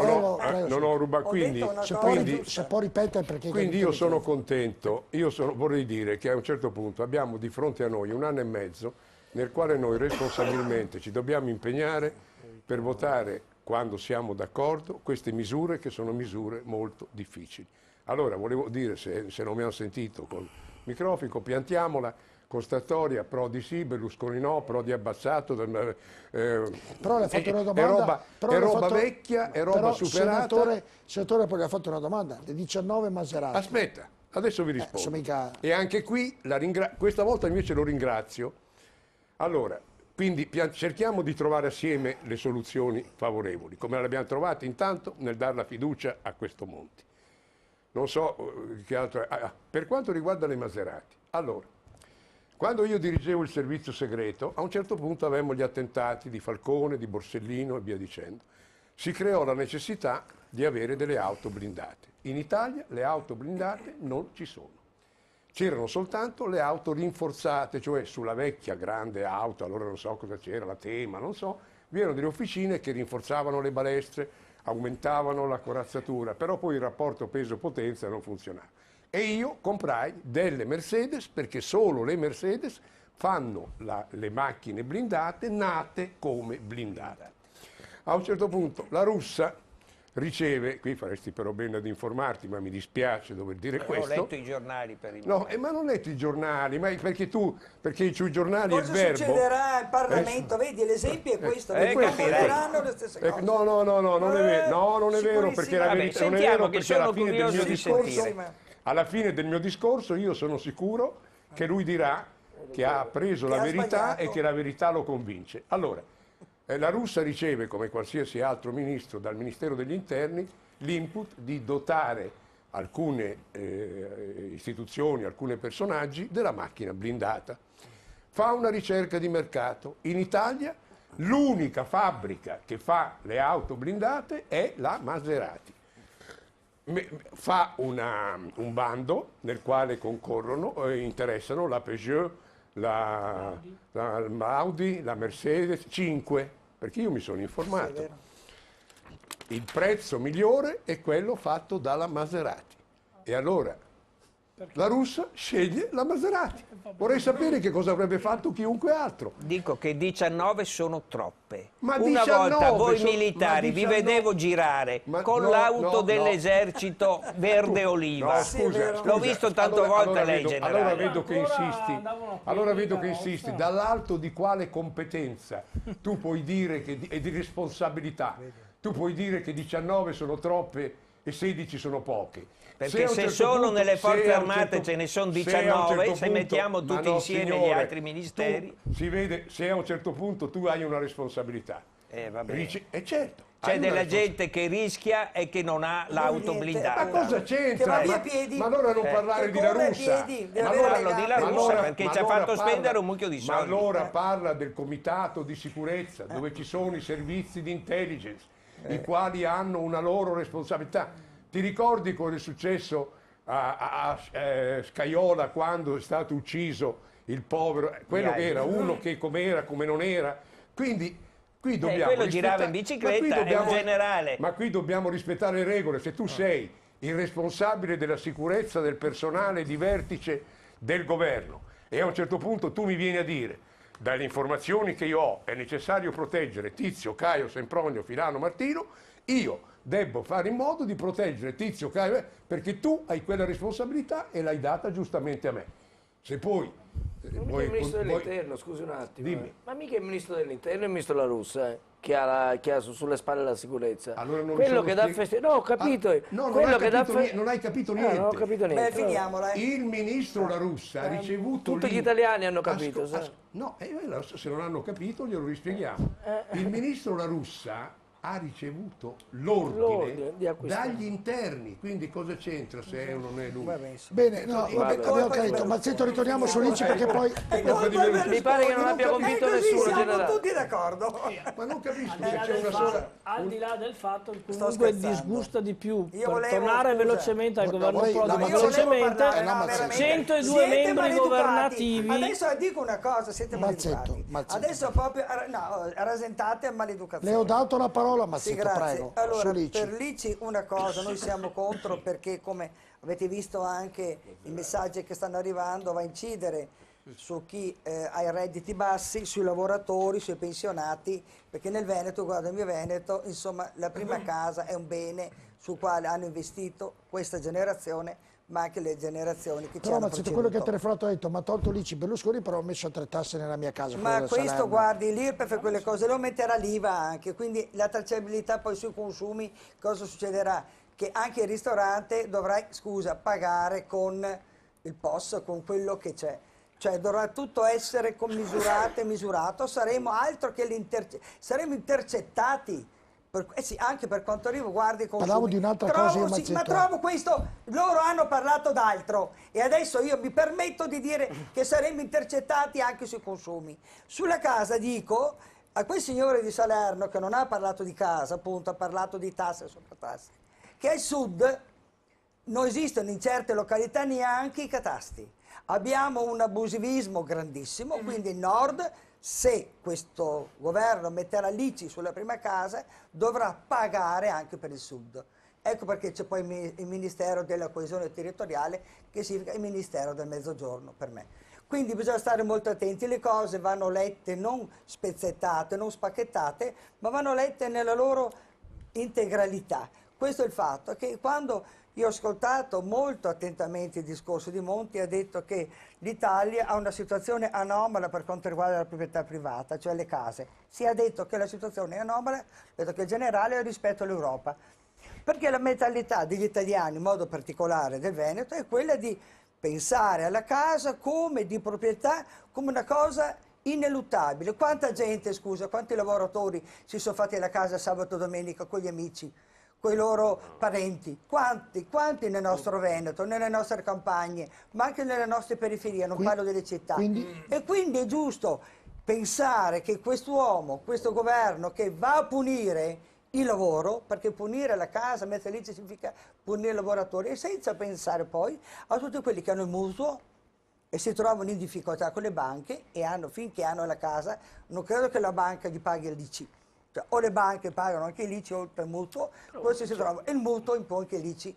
I conti, insomma, bisogna sapere fare. Quindi, se poi qui si pensa che sarà una cosa provvidenziale, che ci sarà una gradualità, una progressione, la sinistra ha sempre pensato anche per quanto riguarda le tasse e il sistema della progressione. Se pensano che anche loro pensano, scusami un momento, se loro pensano che anche così per l'ICI, sì, questo lo so, ma se pensano così per l'ICI, mi pare, da quanto ha detto così in anteprima Monti, ci sia una difficoltà reale. Quindi la Lega, quando ha detto no, non soltanto perché si sapeva, l'ICI è stato sì un cavallo elettorale, ma è stato anche un cavallo elettorale non solo di Berlusconi ma anche della Lega. In questo c'è stata una grande sintonia davanti a due partiti che sono diversi, perché noi siamo al nord e il PDL in tutto il paese, e quindi il fatto stesso che sia stata tolta l'ICI stava a significare che bisogna tanto e tutto guardare l'abusivismo nel sud, guardare tutti coloro che non pagano le tasse e l'evasione. Cioè, prima di mettere l'ICI bisognerebbe fare la lotta all'evasione fiscale e non solo la Guardia di Finanza, e solo la Guardia di Finanza che qui lavora. Abbiamo tante cose da dire. Così. Berlusconi toglie l'ICI, oggi Monti sembra voglia rimetterla. Non si capisce. Allora, uno si fa una casa, investe una quantità di denaro notevole per le proprie risorse. Questa è la maggior parte della situazione italiana, è la situazione più chiara e più evidente in Veneto. Come diceva la professoressa, la maggior parte delle case, soprattutto rurali, sono state fatte con l'aiuto degli amici, con l'aiuto dei parenti. Cioè ci sono nate delle cooperative su cui venivano costruite le case. Se oggi a questi investimenti che non danno reddito si mettono le tasse, cioè invece di pagare l'affitto a un privato io devo pagare l'affitto allo Stato, questa è una contraddizione e non c'è nessuna scusante e nessuna motivazione.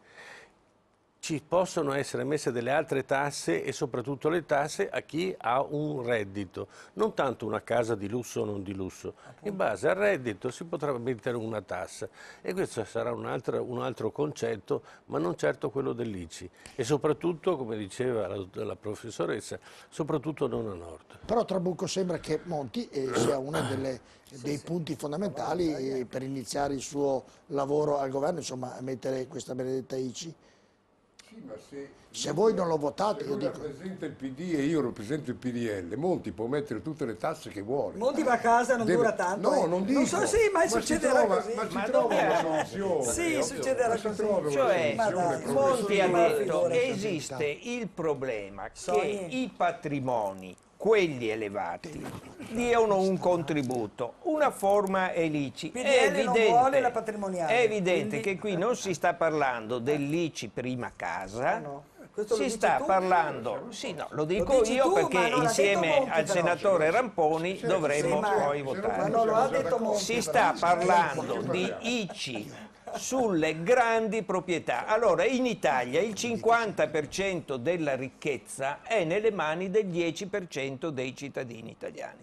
Si può chiedere a questi 10% dei cittadini italiani un contributo, dopo che l'abbiamo chiesto ai pensionati, ai lavoratori dipendenti, ai giovani precari? Si può chiedere anche a questi di dare un contributo? Io penso di sì, e molti di questi, quelli che hanno accesso ai giornali, hanno detto riconosciamo che dobbiamo anche noi Ecco, quindi non terrorizziamo adesso tutti i cittadini che pensano che ritorna l'ICI.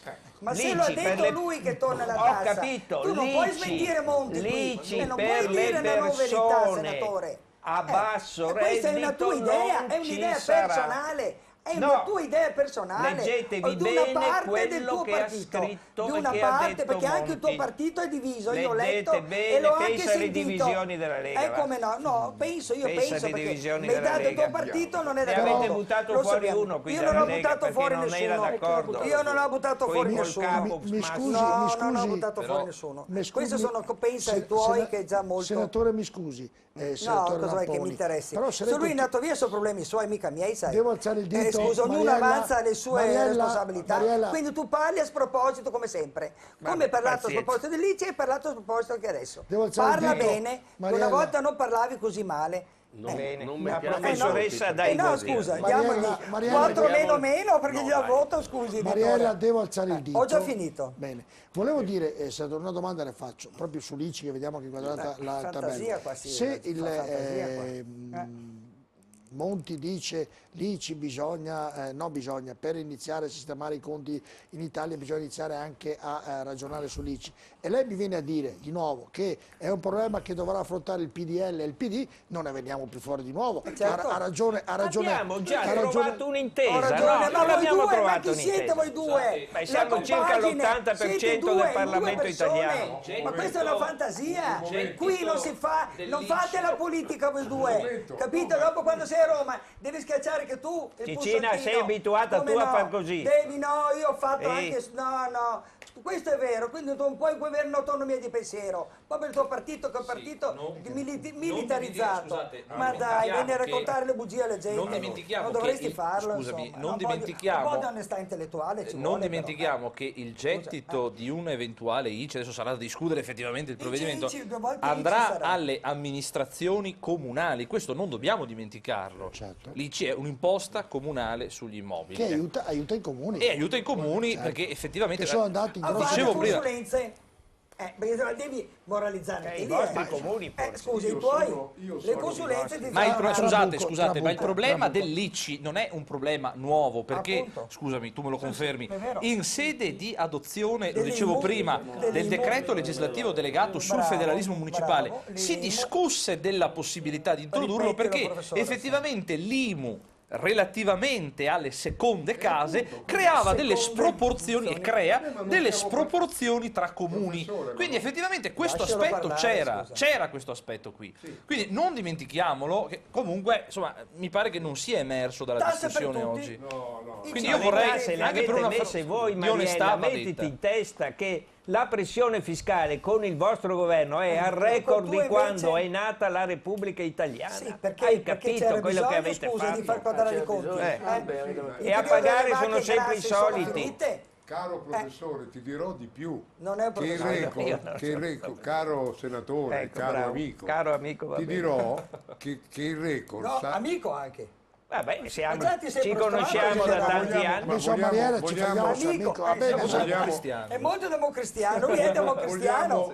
Giaretta è un io non sono democristiano. mica tanto Giaretta sì. democristiano, Sì, però io voglio sì. dire questo, Giovane se di voi, Cieli. se voi credete che venendo qua si debba fare la solita storia, che quello dice una cosa, io dico contro, allora non abbiamo capito nulla, perché non si può dire siamo in una situazione d'emergenza, dobbiamo unire le forze. Non siamo andati alle elezioni Male. perché non siamo andati alle elezioni perché abbiamo ritenuto male. la maggioranza, per cui voi siete rispettabili, noi siete i nostri amici, ma a un certo ma punto abbiamo anche anche le voi. nostre idee, Ma, insomma. vabbè, ma infatti noi abbiamo ritenuto di non andare alle elezioni, cioè dobbiamo unire le forze per riuscire a fare, e noi qua continuiamo a dire, come ho detto prima, lui mi ha detto di problemi, ma noi non abbiamo capito niente.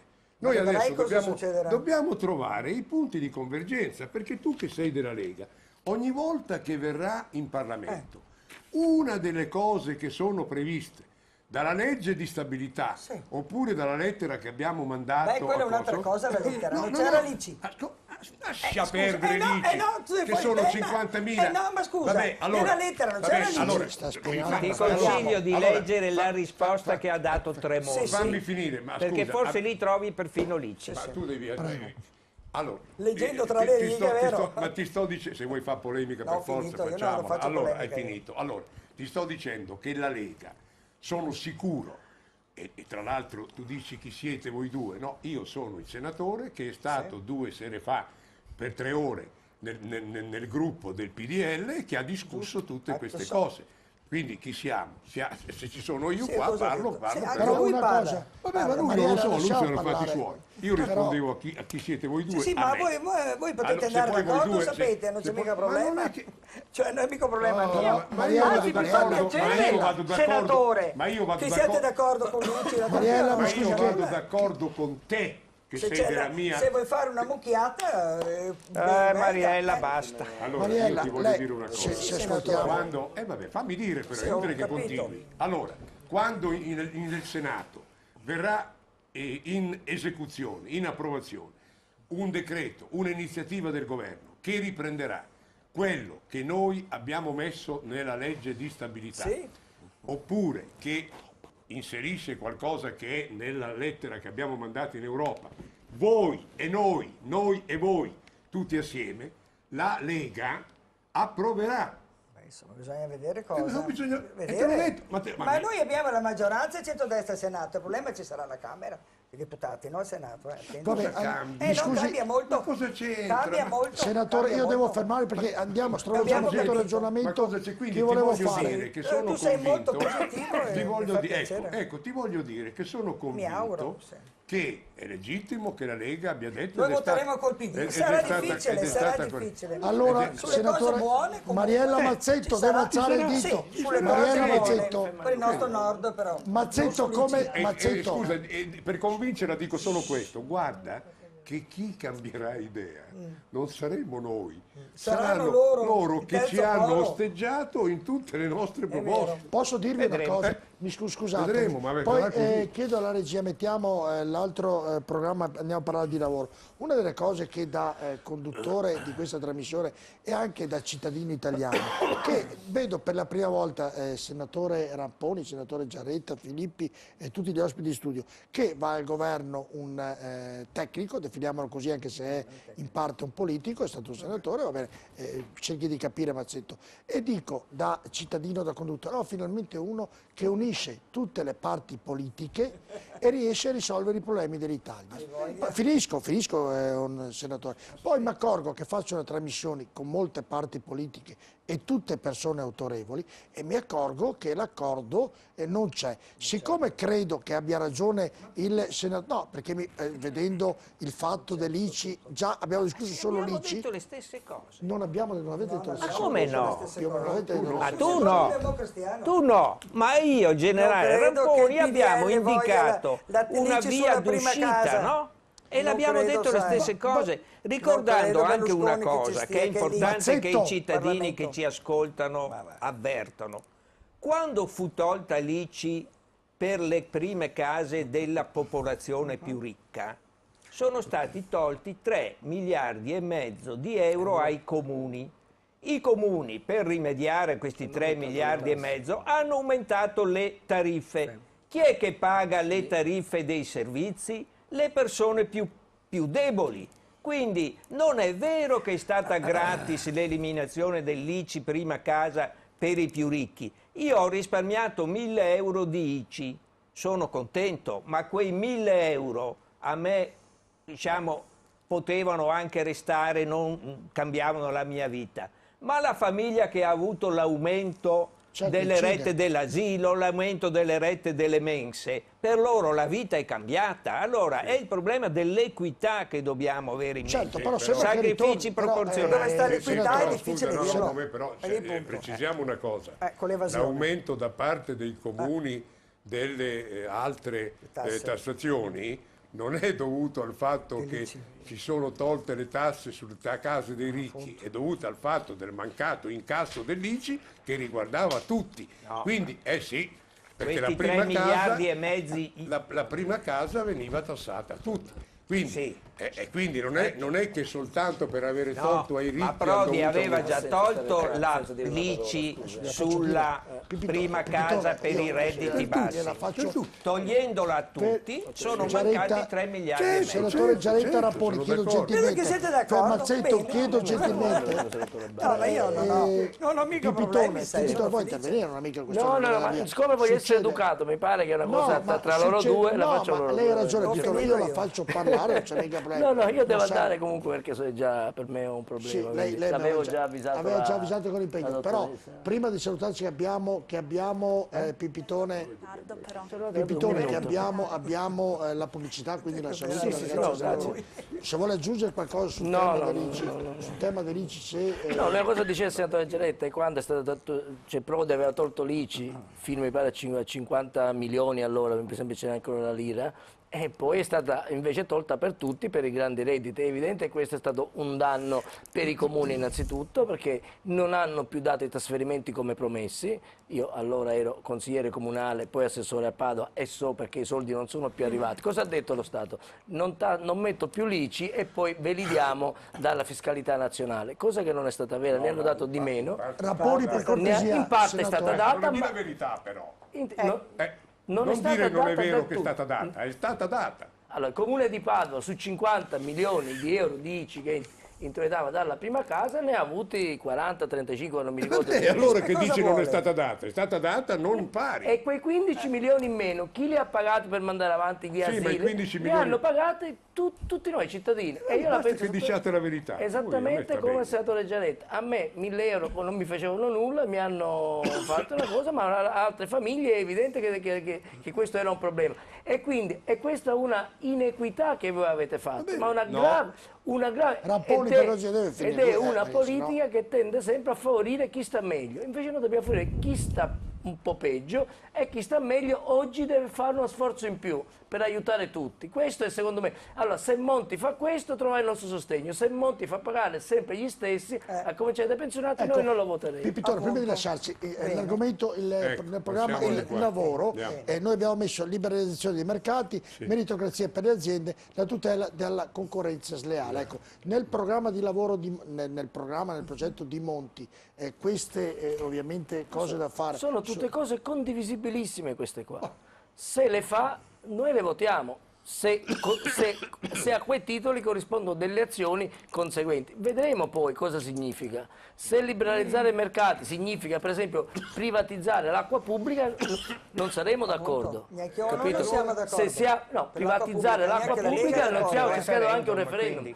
Se significa, per esempio, invece privatizzare servizi che vanno dai trasporti piuttosto che da altre cose, è evidente che saremo favorevoli. Dove aumenta la competitività? Dove ci sono... Se mi dicono, scusi senatore, ma se mi dicono che vogliono privatizzare la sanità, la salute, io non sono d'accordo, perché è un servizio poi che noi diamo. Capito? Allora, voglio privatizzare la scuola, non sono d'accordo, anche quello è un servizio. Ecco, quindi mi fa piacere che siamo d'accordo su questo. È lo stesso per alcuni servizi che sono indispensabili per la vita. Abbiamo messo dei punti, Mazzetto, abbiamo messo dei punti. Liberalizzare i mercati significa anche quello, mettere ci sono alcune regioni tipo la Lombardia che sta spingendo tantissimo sulla sanità privata, per esempio. Scusi, per esempio non siamo tutti d'accordo con questo modo di fare. Una cosa sono razionare e evitare gli sprechi, una cosa è invece razionalizzare e tagliare cose che questo sono è il discorso utili. che mi consenti solo una cosa però, meritocrazia nelle aziende certo che siamo d'accordo, e tutela della concorrenza sleale. Meritocrazia nelle aziende non lo fai per legge, quindi è una cosa velleitaria. Sono dei punti, tutela della concorrenza sleale c'è già, perché per esempio mi scusi, senatore Ramponi, quello che noi scriviamo, che abbiamo scritto, sono motivi per discuterne qui in questo studio. Scusa, in materia di concorrenza c'è una grande normazione da parte dell'Unione Europea, è una materia tra l'altro oggetto di competenza comunitaria. Quella c'è già, i 200 esercizi cinesi Pipitone, doveva finire Pipitone, dopo dicono sono proprio per evitare la senatore Pipitone deve terminare, poi andiamo da Felipe al professore Mano. Nel senso che è evidente che se il problema è fare in modo che i migliori e quelli più più bravi vadano un po' più avanti degli altri, siamo d'accordo, mica vogliamo fare una livella in cui tutti bravi e cattivi, fannulloni e non devono stare assieme, su questo siamo d'accordo, quindi ribadisco, anche sull'ICI, su quello che è stato detto, siccome non c'è assolutamente nulla adesso, stiamo parlando di... Aria fritta quasi. No, delle indicazioni che ha dato, ma queste cose le possiamo dire tutti. Quindi noi vogliamo misurare Monti, assumendoci la responsabilità di dare oggi un governo all'Italia, anche assieme a tutti gli altri con cui non condividiamo. Ma più torna una domanda che va al di là del ragionamento. Se poi le parti politiche non sono d'accordo, è facile che questo governo salti e si vadano alle elezioni? È evidente, se questo governo fa delle cose che impressione ha Pipitone dell'Italia dei Valori in questo senso? Che questo governo reggerà, che Monti riuscirà a portare Noi abbiamo detto una cosa a Monti. Monti deve fare quelle cose che ha scritto, queste qua sicuramente. Ma hai detto che non si sanno. No, ma scusa, ma cosa dici? Hai detto che non si sanno, adesso dici quello che ha scritto. No, ha detto che questa si l'ha scritta sanno. lui, insomma. No, bisogna No, ragazzi parlare. Mariella, lasciamo finire. Senatore, ho ragione. Io questo sei dammi ragione. Allora, se, come ho detto prima, le enunciazioni, quello che ha detto Monti, poi vediamo le cose concrete, ovviamente, sono quelle là. Noi è evidente che se si fa qualcosa nell'interesse del Paese e si fanno pagare gli evasori fiscali e tutto, quello che ci siamo detti prima, è evidente che noi siamo d'accordo. Se no, ma noi abbiamo detto una cosa chiara a Monti. Fai delle cose importanti, ti sosteniamo per quello che è giusto sostenerti, dopodiché bisogna fare una legge elettorale e dare la parola agli elettori, perché c'è un vulnus. C'è qualcosa, Pipitone, che non le è piaciuto del programma di Monti? Ma per adesso il programma di Monti non c'è, l'abbiamo chiesto, ribadisco, ci sono delle indicazioni, questa cosa dell'ICI sicuramente non ci piace, perché se devo pensare a mettere l'ICI al pensionato, alla famiglia che ha l'unica casa, questo è ovvio che noi, ribadisco, sarà molto difficile, è impossibile che la votiamo una cosa del genere, ma penso che nemmeno Monti volesse dire questo, che vogliamo un po' ora anche enfatizzare le cose. Però, ribadisco, oggi deve pagare chi ha i soldi. Ecco, devono pagare gli evasori fiscali, devono pagare tutti i grandi, quel 10% di cittadini, di aziende che posseggono più del 50% del bene dell'Italia, è un paese molto ricco. L'Italia è un paese molto ricco, voglio dire. Allora, quindi se andiamo solo a farci dare quello che hanno fatto la Francia e la Germania con la Svizzera, dove hanno individuato i capitali depositati in Svizzera, se l'Italia fa l'accordo con la Svizzera e in maniera assolutamente senza sapere chi sono, mantenendo l'anonimato, noi riusciamo a recuperare già dai 25 ai 30 miliardi di euro. Quindi facendo anche questa operazione, ok? Se riusciamo a far pagare a quelli... Quindi c'è margine per recuperare? Ma certo che c'è, è evidente. Abbiamo più di 200 miliardi di evasori fiscali ogni anno. Un margine enorme per produrre gli stessi beni spendendo meno. Meritocrazia per le aziende pubbliche, per la pubblica amministrazione. C'è un margine. Niente lì ci vedi. Siamo sempre lì. Vedi il punto. Al di là di tutto, professor Mano Casi, sul ragionamento del lavoro, sulla meritocrazia... Intanto, un concetto di liberalizzazione dei mercati, liberazione della produzione. Diceva il senatore un attimo fa che la Guardia di Finanza ha sequestrato un sacco di aziende che lavoravano in nero senza licenza, eccetera. Ma se noi andiamo a Prato, che era una delle centri storici della produzione del tessuto e tutto quello che era, oggi non c'è più un italiano, sono tutti cinesi che lavorano 18 ore al giorno, 16 ore al giorno, non vengono pagati ed sono tutte risorse e sono soldi che non ci sono contributi, si lavora male, si fa concorrenza alle aziende che invece tengono i dipendenti perfettamente in regola, che pagano le tasse e tutto il resto. È vero che ci sono le regole, ma se non vanno rispettate, e si sa benissimo dove stanno queste fabbriche, non è che ci vuole la testa di Mazzini, si chiude la zona industriale di Prato e si fa il conto della situazione che si trova. E dopodiché si vede che quella zona lì incomincia a pagare le tasse che i cinesi non pagano e il prodotto deve stare in concorrenza sul mercato, come fanno le fabbriche che pagano i dipendenti e li tengono in regola. Questa è la prima regola. E perché non lo fanno? Perché la disonestà in questo paese è diffusa, bravo, è ampia. È ampia, è a tutti i livelli. Mica basta andare a Prato, basta andare qui in perché non si fa, te lo dico io. No, devo dire una cosa interessante, professore, Trabucco, che me l'ha appena detto. No, solo un passaggio. Ricordiamo che i comuni, le amministrazioni comunali, e questo è un aspetto non secondario, sono impegnate in prima fila nella lotta all'evasione fiscale, perché grazie ai protocolli, agli accordi di intesa con le agenzie delle entrate potranno accedere alla cosiddetta anagrafe tributaria e trattenere nel territorio. Si è arrivati al 100%, si era partiti dal 30%, poi al 50%, poi al 100% del gettito riferibile al territorio. Quindi credo che questa sia una buona opportunità per le amministrazioni da non sottovalutare. Questo fatto dal governo precedente. Certo, ma c'è già, appunto. Sì, ma il problema non sta tanto sul fatto, noi siamo pieni di leggi, non vengono fatte rispettare, bisogna farle rispettare, dopodiché le risorse ci sono, perché sono risorse evase. Perché Paolo Gente non vengono fatte rispettare le leggi? Questo è vero. E la gente dice, Paolo Gente comune, come? Io in macchina, per molti anni io in macchina faccio un esempio banale, corro, la polizia mette il cartello, mi ferma e mi controlla giustamente, correttamente se funziona tutto quello che ho. Se passa un extracomunitario, delle volte lo fanno passare senza fermarlo. Questo non so che ti sia capitato. La gente dice questo. Ma la gente dice delle stupidaggini qualche volta. E qualche volta delle verità. Ma quando c'è, io non ho mai visto un agente della polizia stradale che sarà un po' più il contrario, che se vede una macchina scassata, se vede una personalità che appare, la ferma più di... quindi... No, scusa, forse lui ha detto una cosa forte, perché non era una banalità, anche in maniera provocatoria l'hai detto, però questo è vero, con il nuovo, io parlo per la nostra Padova, tu sei di Padova, siamo anche lui, no? Okay. Ecco, allora, il questore nuovo Montemagni, hai visto quanta gente ha preso? Cioè, se c'è una volontà da parte, è molto bravo, veramente. Io guarda, dico, ho fatto 2 articoli per questa persona, dopo un mese che era qui, perché ho visto subito una novità, un cambio, perché le leggi ci sono, questo volevo dire, basta trovare chi le sa applicare. Quanti extracomunitari ha mandato i centri di identificazione e di espulsione? Alcuni sono andati anche a casa direttamente, cioè vuol dire, non si può dire che le leggi non vengono applicate, non vengono applicate, da alcune leggi ci sono. Se troviamo un questore come il dottor Montemagno, io ti dico, ho fatto 2 articoli, è una cosa che sai, io sono una passionale, no? Cose che mi vengono del cuore, uno sulla Padene, una lettera sul Mattino di Padova.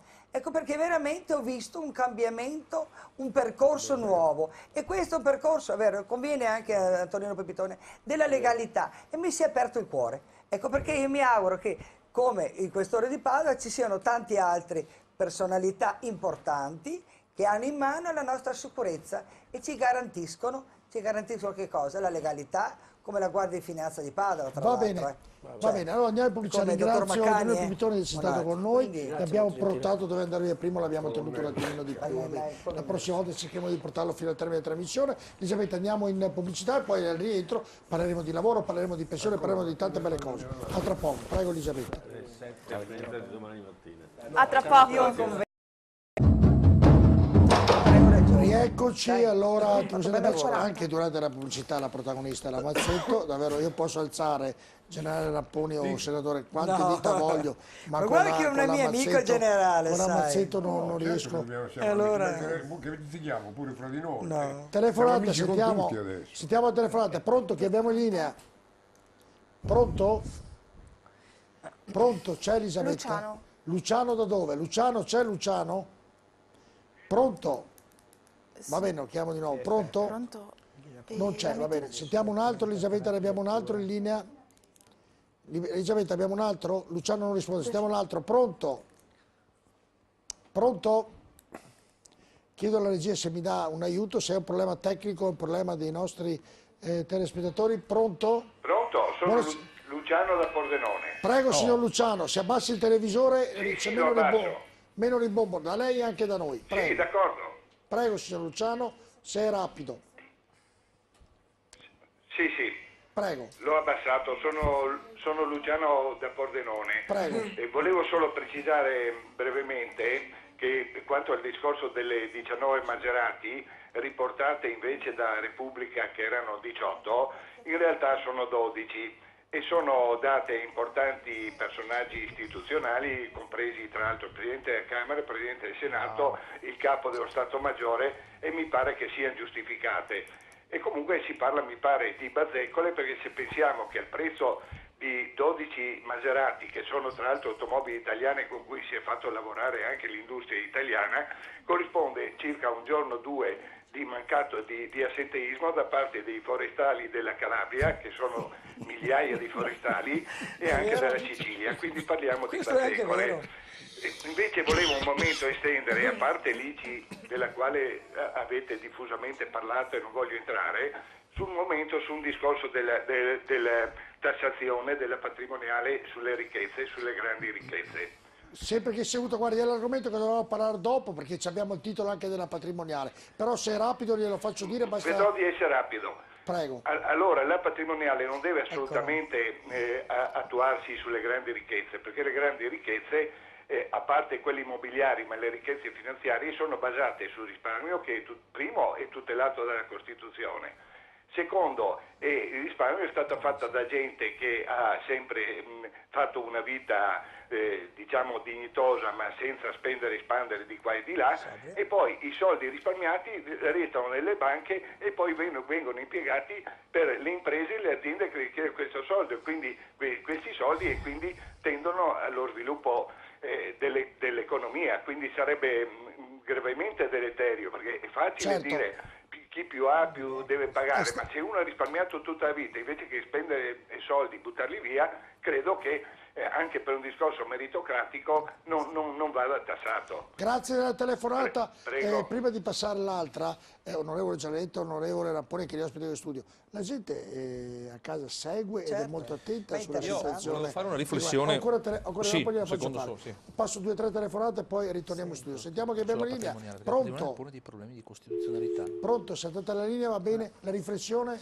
Sì, beh, innanzitutto ha fatto bene il telespettatore a precisare proprio la tutela costituzionale che viene data al risparmio nella parte prima dell'articolo 47. Però in materia di patrimoniale, tra i giuristi, tra gli studiosi, qualche problema lo pone.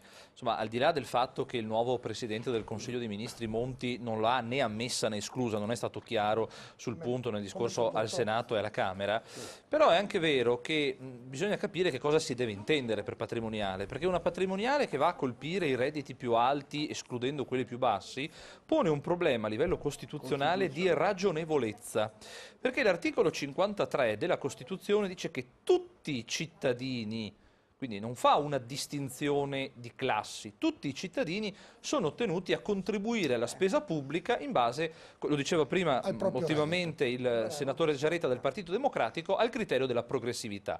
Quindi bisogna capire che cosa si intende per patrimoniale. Valuteremo un eventuale disegno di legge, valuteremo i provvedimenti che poi il governo presenterà al Parlamento, però l'esclusione di alcune fasce a danno o a favore di altre pone qualche problema proprio di coerenza in termini di differenziazione legislativa. Telefonata, sentiamo che abbiamo in linea. Pronto? Sì. Pronto? Pronto? Buonasera, con chi parliamo e da dove? Amadini da Mantova, Guglielmo da Mantova. Prego, vi seguono dappertutto, dal nord al sud. Certo, Prego, certo. prego. Prego. Pronto? Sì, può dire cosa deve dirci. Ecco, devo dire questo. Allora, io non capisco il vostro dibattito. Sostenete le vecchie contrapposizioni e interessi di parte, anziché trovare un minimo comune denominatore che ci consenta da un lato di ingoiare qualche rospo, come è ovvio che succeda.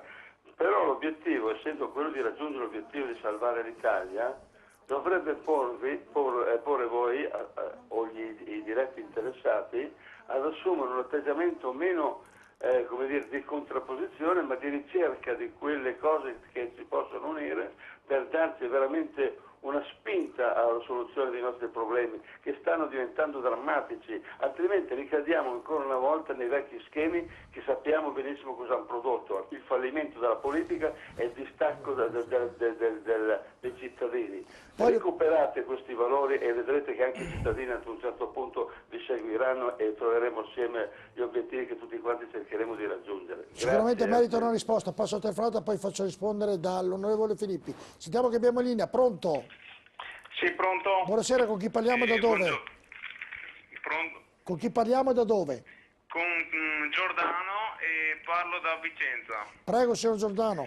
Sì, volevo dire che Monti sposa l'autofederalismo della Lega.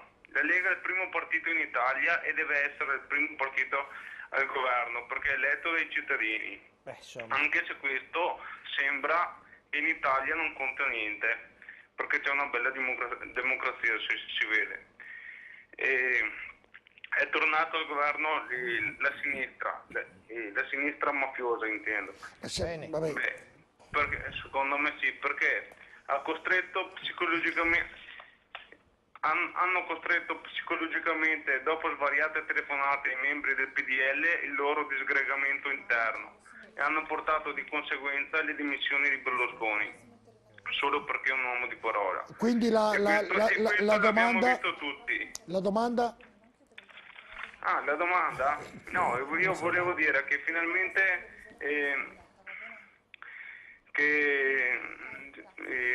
molti politici hanno fatto scaccomatto al Premier. Perfetto. È un po' emozionato. Comunque la ringraziamo ugualmente alla telefonata. Passiamo l'ultima, sentiamola. Pronto? Pronto? Chi abbiamo in linea? Pronto? Buonasera, chi abbiamo in linea? Buonasera, mi chiamo Ivano. Da dove il signor Ivano? Da Tombolo. Da Tombolo, provincia di Padova, prego. Sì.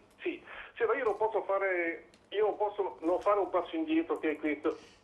Sì, non posso che fare un passo indietro e parlare un attimo di quello che è il vero problema dell'Italia, a mio avviso, che è questo, no? Per cui tutte le varie discussioni diciamo, hanno un contorno, sono collaterali in un certo senso, mi spiego.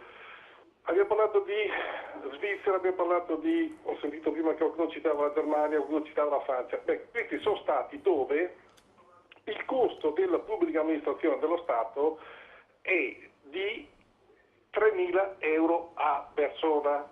In Italia il costo dello Stato è 4.500 euro a persona. Siccome siamo 60 milioni, 60 per 1.500 euro di differenza fa 90 miliardi. Prego. Ecco, quindi è questo, noi dobbiamo andare a agire su questa fascia di 90 miliardi di euro all'anno che il sistema politico italiano è riuscito a mettere in piedi nel corso degli anni, e qua partiamo da sopra, dice ma i politici abbiamo il doppio del numero di politici, il doppio delle retribuzioni rispetto alla media degli altri stati europei, per finire con le province che ti costano 13 miliardi di euro all'anno, le municipalizzate, le comunità montane e via via fino a... E cominciamo a tagliare un po' qua. Poi è chiaro che se si parla di ridurre le pensioni, di fare altre cose, la gente farà ben volentieri questi sacrifici, però mi pare che anche Monti la ringrazio, è stato molto... Scusi, è stato... E prova ne sia che anche la discussione di stasera si parla su come mettere le tasse, cioè nuove tasse. È stato molto chiaro e io cerco di porre la domanda al senatore Filippo. Sintetizzo le telefonate, mi sembra di aver recepito da quando facciamo questa trasmissione che la gente è scontenta della classe politica, in parole povere, e dice cominciate a dare anche voi l'esempio ai cittadini, perché noi cittadini, mi sembra sia l'imperativo di tutti quanti, siamo disposti anche a pagare, però voi che siete là dateci un esempio, e la classe politica delle volte questo non lo dà, senatore Filippi. Sì. Io è molto che non parlo, sono stato il più bravo di tutti nell'ultima parte di trasmissione, però vorrei cercare di... Cercherei di rispondere magari in pillole, anche intervenendo su argomenti. Anche su argomenti, però rispondiamo anche ai telespettatori. Sì, partendo allora da Ivano da Tombolo, che è intervenuto ora, ha ragione su una cosa, cioè che le tasse giustamente si pagano anche più volentieri se poi i soldi vengono spesi bene, e dall'altra parte ha ragione a sottolineare che le tasse devono essere utilizzate per dare servizi ai cittadini e non per sperperare quattrini. Forse è un'ovvietà, però evidentemente è quello che si sente più dire quando si sta al mercato, quando si sta tra la gente. E quindi, oltre a pensare a che tipo e a quante tasse nuove aggiungere per pagare il debito pubblico, comunque per far stare in piedi l'azienda Italia, andrebbe fatta anche una riflessione su come e quanto dismettere di proprietà in pancia all'amministrazione e soprattutto come evitare gli sprechi. E a dire la verità, il governo Berlusconi e in primis la Lega Nord la ricetta l'ha data, che è data dal federalismo fiscale che al suo interno ha il passaggio storico dai costi appunto storici ai costi standard.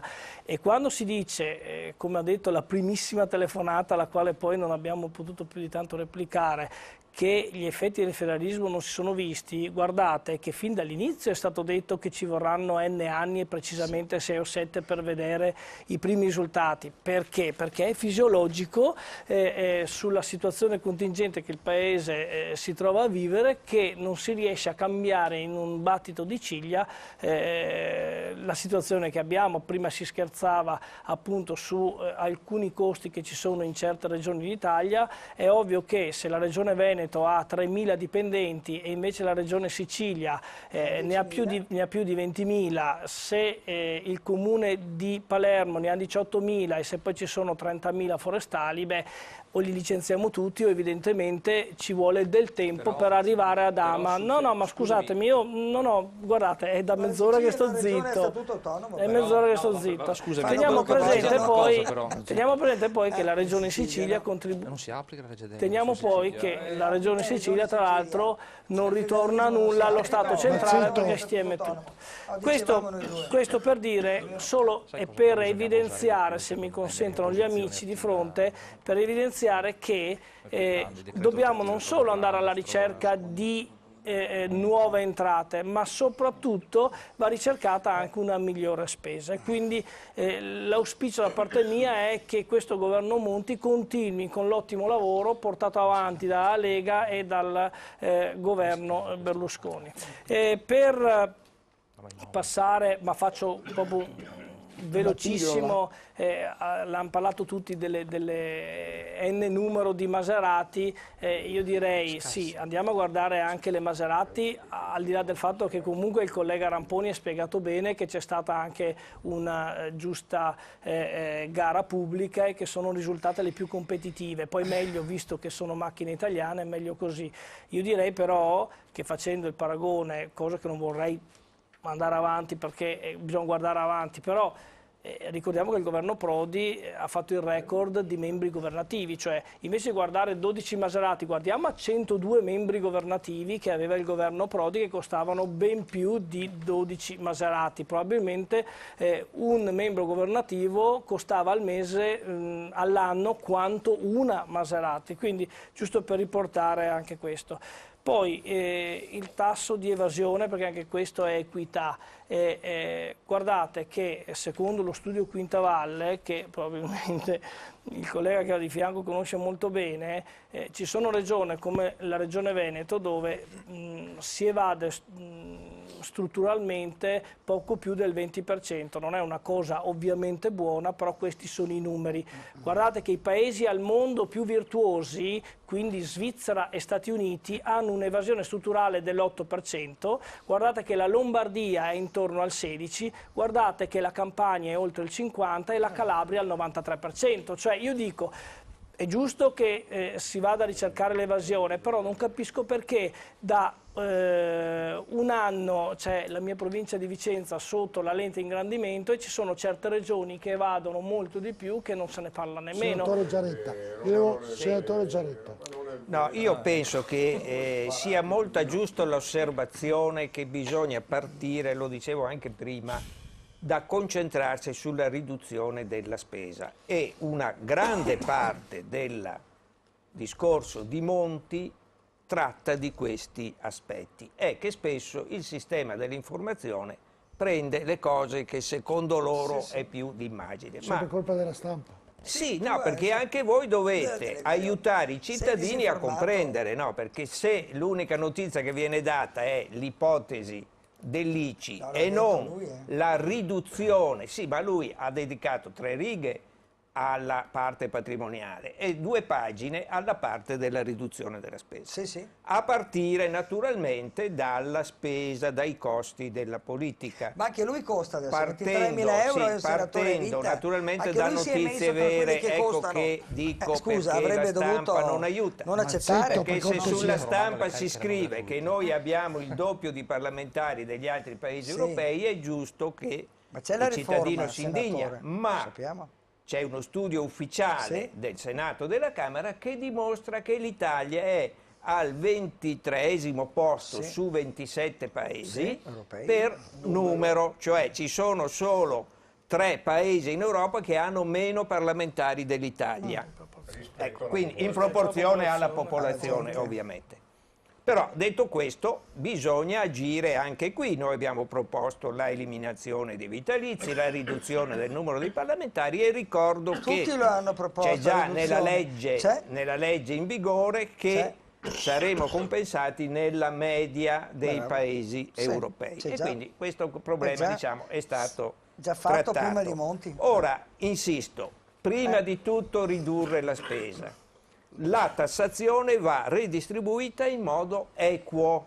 Il problema è questo: se non si possono ridurre le tasse in questo momento di crisi, però la si può redistribuire in modo più equo. Ecco, in Italia l'imposizione sui patrimoni è circa il 5%, in Francia è il 10%, nella Gran Bretagna è il 17%. Vorrà dire che noi non agiamo con sufficiente cura sui cespiti patrimoniali. Ecco, è sempre un problema di equità. Poi sono d'accordo sull'altro telespettatore che parlava, iniziamo una fase nuova, per tutti è un sacrificio, perché noi del PD potevamo dire andiamo a votare e vinciamo. E poi? E come avresti potuto risolvere? E poi, con 3 mesi di campagna elettorale, loro avrebbero potuto dire ci siamo messi in un percorso per responsabilità nazionale.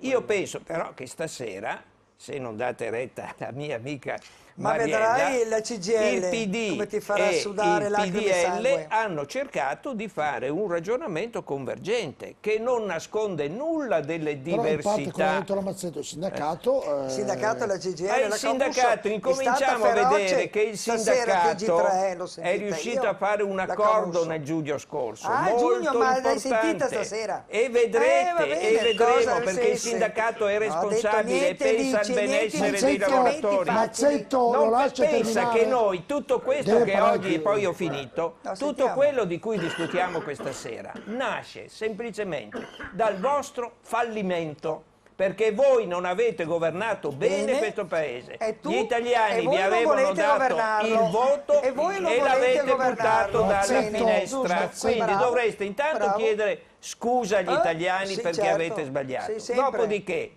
vi sottraete anche a questa responsabilità. Noi cercheremo di fare il meglio. Mazzetto, volevo fare una domanda al senatore Giaretta. Vedi che gli viene da ridere perché dice delle bugie. No, perché sei continuamente ma è vero, una provocatrice, ma è finita. Stai buono.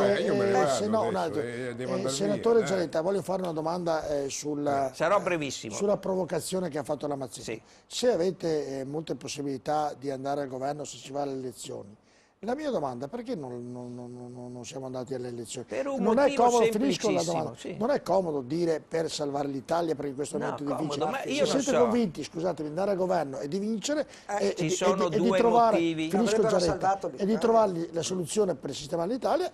Ci sono due motivi semplicissimi. Non possiamo permetterci in questo momento 3 mesi di campagna elettorale. Primo motivo.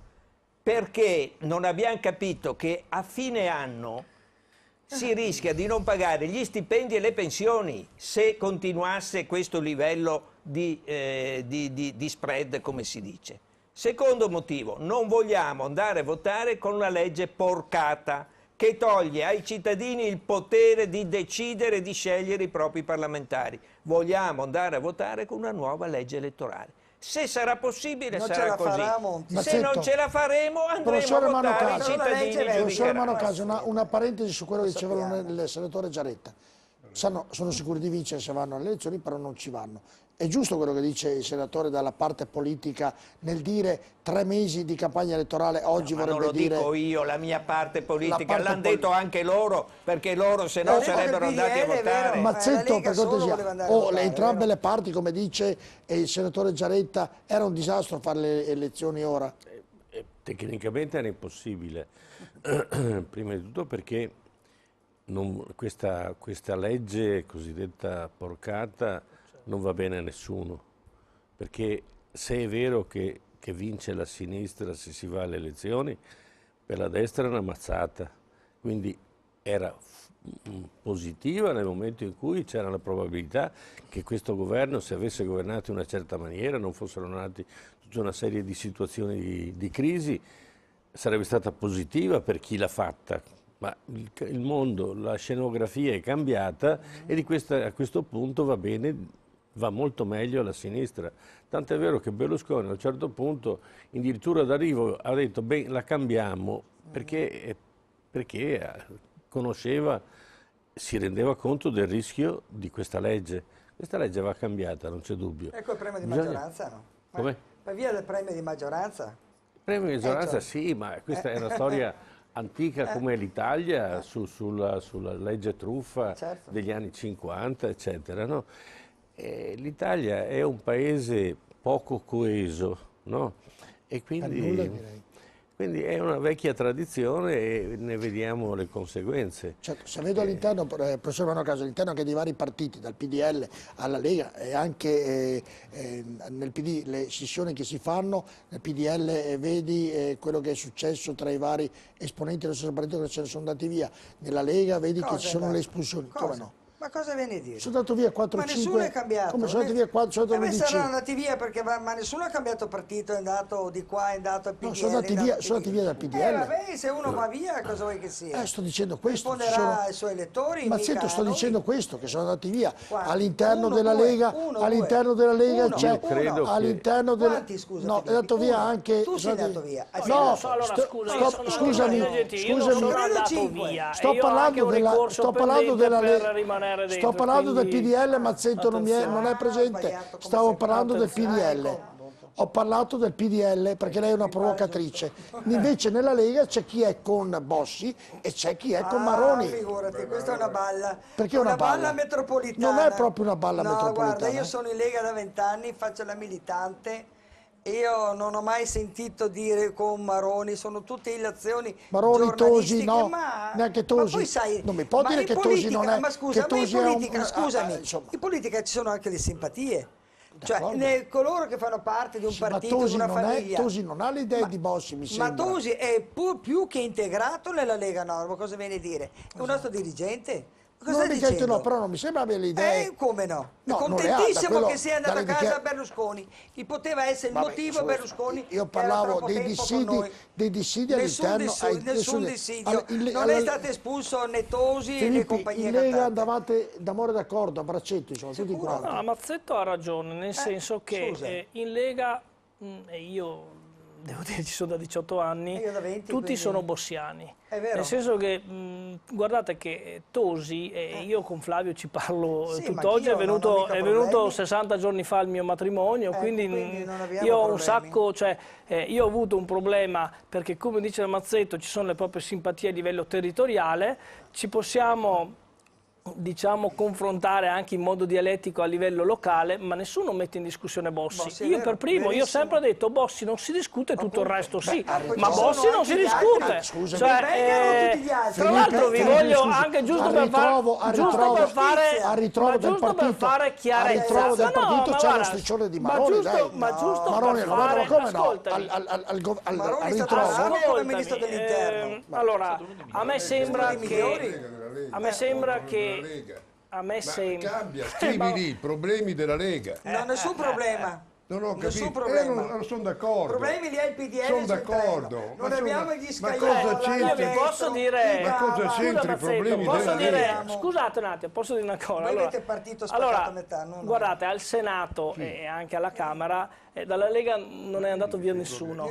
Io ho avuto un problema a livello locale che ho bisticciato, scusate, ho avuto dei litigi a livello locale, però vi dico anche già che la mia intenzione di voto è quella, secondo coscienza come tutti noi, ma guardando la Lega Nord. Cioè io, pur essendo fuori, guardate che voterò guardando la Lega Nord, non guardando qualche altra parte. Perfetto. E se ho litigato con qualcuno in Veneto, questo non significa che non sia il più grande dei bossiani, come non è detto che lo sia Flavio, sia le sue È idee naturale, o è qualcun naturale, altro. è naturale, Quindi il senatore, partito lo vedo senatore monolitico. No, il senatore va via e non parla, Le spiego, senatore perché è Ramponi. stato invitato per parlare del governo ed è stato trascinato ad ascoltare se Filippi è dentro e fuori, se la Lega è, che sono cose loro che ritengo fanno distrarre questa attenzione. In una discussione io non ho nulla da dire. Non è vero, abbiamo risposto, bisognava rispondere. Infatti, la Lega non è divisa. Basta. Se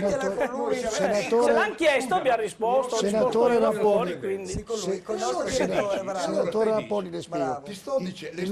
In una tradizione politica che in questa maniera si svisa tutto il discorso, è un pasticcio generale, non si capisce niente. Non si capisce. Cosa c'entra se la Lega ha Filippi dentro, fuori, se litiga Tosi con quello che lei ha scritto lì, la patrimoniale o meno? Cosa c'entra? Non c'entra nulla. E non c'entra nulla. Secondo, si parla per 20-30 minuti di questa cosa e allora è giusto che io mi arrabbi e mi sia seccato. Prima è andata a finire sulla storia dei giovani che non c'entrava assolutamente nulla. Senatore allora Ramponi, io desigo che si sia rispettate le regole e che se uno mi invita per parlare di una cosa non mi trascini a parlare di un'altra. Senatore Ramponi, È chiaro? è chiarissimo, lei mi ascolti Per adesso. cui non ho niente da dire. Sulla No, Lega ma non ho lei niente da dire. deve dire ancora un po' di cose, però voglio dire, senatore Ramponi, che in un discorso politico delle volte anche si esce dall'argomento che noi mettiamo e nell'argomento Guardi, la mia tenerezza so che cos'è un discorso politico. C'è un discorso politico. Finisco, mi lasci finire il concetto, senatore. Coerente e c'è un discorso politico pasticciato, zompando da una parte Certo, all'altra. no, ma noi avevamo, guardi, senatore Ramponi, avevamo preparato una trasmissione con tutti i punti ed è difficile delle volte con dei politici mantenere i punti che si preparano, perché i politici tendono obiettivamente ad andare a parlare di quello che vogliono parlare. Delle volte è colpa del conduttore. quello lei è lì. Certo. Per quello lei Generale, è lì. lei Ma lo se sa. lei sta lì e lascia Sono che qui. ognuno parli, Generale, allora è inutile, allora lei- io me la prendo con lei. Se io, generale, ho 10 ospiti come lei, il mio editore mi licenzia e non vorrei mai essere No, licenziato. credo che se lei avesse 10 ospiti come me, No, sto credo cercando. che sarebbe il contrario. No, sto cercando. Perché pagherebbero dell'argomento. Senatore Ramponi, che io ho messo gli argomenti, abbiamo preparato bene la scaletta. guardi, perché abbiamo tutti gli argomenti. Dopo non voglio succede far perdere che altro lei ha tempo. parlato, Un colpo di coda, dai. che ognuno Sì, parla delle Hai avuto proprie un colpo di trabucche. coda. Certo, Una certo. riflessione. Lui ha avuto. Si parlava prima dei costi della politica. Io volevo Scaricate fare- sulla stampa e sugli arbitri, è sempre così poi, la stampa e gli arbitri sono sempre Io volevo fare quelli solo che due sono presi di battute mira. e poi lascio la parola agli ospiti. A proposito dei costi della politica che si diceva prima, perché è uno degli obiettivi che il nuovo governo Monti vuole perseguire. Diceva l'amico Alberto prima sulla spesa delle regioni a statuto speciale. Tu sottolineavi un problema effettivo, però volevo ricordare da giurista che la legge sul federalismo fiscale non si applica alle regioni speciali. Sicilia. Le regioni speciali intervengono solo per contribuire in termini di solidarietà al cosiddetto fondo perequativo, però Sicilia, Sardegna, Friuli, Venezia Giulia, Valle d'Aosta e Trentino Alto Adige non si applica il principio del passaggio dalla spesa storica, diciamo, al finanziamento per i costi standard. Primo. Secondo punto, lo diceva prima il senatore Giaretta, sicuramente c'è la necessità di una razionalizzazione del sistema istituzionale, di una riduzione dei costi della politica e il governo Berlusconi ha presentato 2 disegni di legge rispettivamente sulla riduzione del numero dei parlamentari e sulla eliminazione delle province. Io faccio solo da costituzionalista una riflessione di natura metodologica, non entrando sul tema politico. Forse sarebbe necessaria una riforma tot court, una riforma complessiva. Siamo con il vado proprio dal senatore Ramponi. Le pensioni da non toccare e lo spread pensionistico tra l'Italia, la Germania e la Francia non è che sia... Voglio prima dire, se mi consente, visto che mi tocca parlare, dire quello che credo io. Perché si è dibattuto sul discorso della patrimoniale. Mi piace il discorso che ha fatto uno degli intervenuti. Cioè qui in Italia a un certo punto, se uno è riuscito, anche con sacrificio e con serietà, a crearsi una posizione finanziaria decorosa, si deve vergognare, perché a un certo punto lui ha i soldi, gli altri non ce li hanno. Allora, io dico, sono d'accordo che qualsiasi contributo viene chiesto ai cittadini, lo si faccia nel rispetto della Costituzione, che dice ciascuno dia secondo le sue possibilità. Non dobbiamo inventare nulla. È chiaro che se un cittadino ha un reddito di 1.000 euro ne darà uno, io che ne ho uno di 11.000 ne do 1.000 e non succede niente e si contribuisce tutti in maniera proporzionata, non scagliandosi né contro le grandi ricchezze che molte volte sono costituite da gente che ha lavorato seriamente. Oggi sono andato a trovare un mio bersagliere di Pordenone, costui mi ha detto che era un fornaio, adesso ha un'azienda avviata che costa, che vale 16 milioni lì dove lui è, che ha 4 milioni da dare alle banche, che sta andando benissimo. Questo che cos'è? Un ricco o è una persona seria che si è fatta il suo avvenire? Qui da noi sembra che quando uno è riuscito ad accumulare, a farsi la casa, a farsi una bella macchina, perché ha lavorato sodo, debba essere punito. Quindi senza tante criminalizzazioni. La seconda cosa è che questa occasione di riunirci ed unirci, lo dico a quell'altro che ha detto avete continuato a litigare, non è vero, non ha sentito quello che avevo detto io e che poi ha convenuto anche il senatore e anche gli altri. Fino a un certo punto c'è stato, ma dopo ci siamo trovati d'accordo su molte cose e io mi auguro che questo debba essere lo spirito. Posso la andare spread avanti? pensionistico Ecco, tra Italia, le Germania pensioni- e Francia. Allora mi consente di dire una cosa? Consento. Oggi noi Anche perché se non la consento lei- oggi noi stiamo subendo la speculazione del mondo finanziario. Perché l'anno scorso noi eravamo in situazioni peggiori di quelle di oggi economicamente, ma non si sognavano ancora. La crisi li ha scatenati. 2 sono le leggi nel mondo finanziario che io ho potuto sperimentare quando comandavo la Guardia. La prima, pecunia non olet. La seconda, fanno i loro interessi. La BCE recita la parte di quelli che forse vengono in soccorso. Ma chi è che determina lo spread? Lo spread lo determina chi compra i nostri bond e stabilisce che non li compra se non ha il 6, il 7% di reddito. È vero, professore? Ecco. Secondo, perché però li prendono? E questo in fondo mi conforta, perché non è con gli interessi che loro coprono il rischio, perché se loro pensassero che effettivamente questi soldi non possono essere restituiti, col cavolo che ce li darebbero. Quindi se loro continuano a comprare, loro, le banche, è perché sono sicuri che possono tirare la corda, però vogliono guadagnarci. E vogliono guadagnarci, altro che balle. Quindi lo spread pensionistico...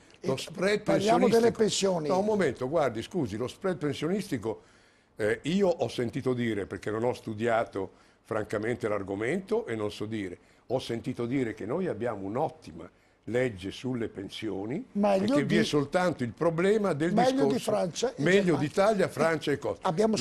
Lo dice la Lega e Garavaglia me lo ha dimostrato, però c'è questo punto, forse tu sei più bravo di me, sei più preparato Vede che di me, avevamo preparato, sull'anzianità. senatore.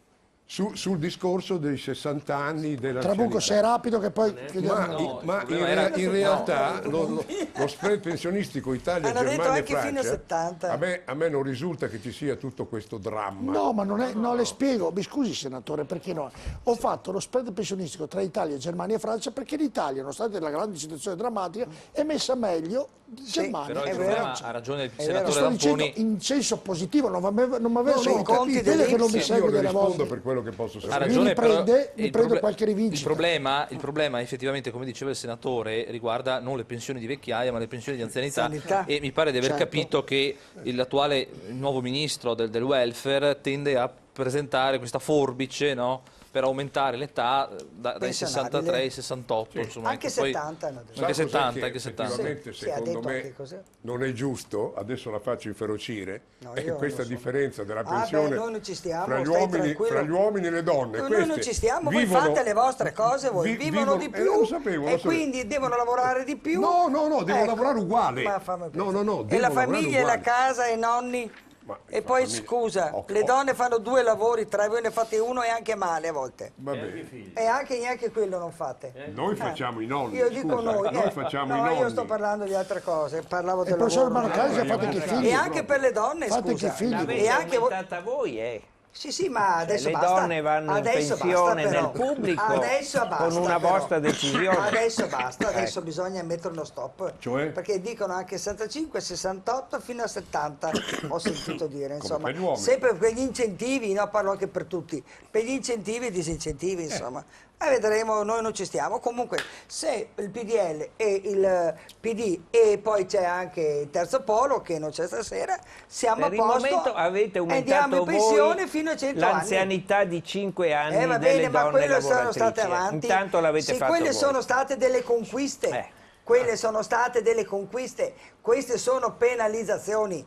Quelle sono state conquiste quale sulla conquista? parità. Andare in Questa pensione è 5 anni dopo? penalizzazione, quella che stanno a dire in adesso. tutto il mondo Queste uomini e sono donne hanno la stessa età, penalizzazioni. perché Senatore voi Giaretta, sono sulle penalizzazioni. pensioni. Io penso Abbiamo che già sulle fatto. pensioni, Abbiamo già Senatore, fatto. senatore Rapponi, Votatela sta sulle roba. pensioni scusa, ma il sistema, ma la cosa? vera Sì, riforma sì, è già sì, stata avvocato. fatta. Non ho avvocato, è così. sì. Quindi non c'è da risparmiare sulle pensioni, c'è da fare giustizia, nel senso che ci sono delle iniquità.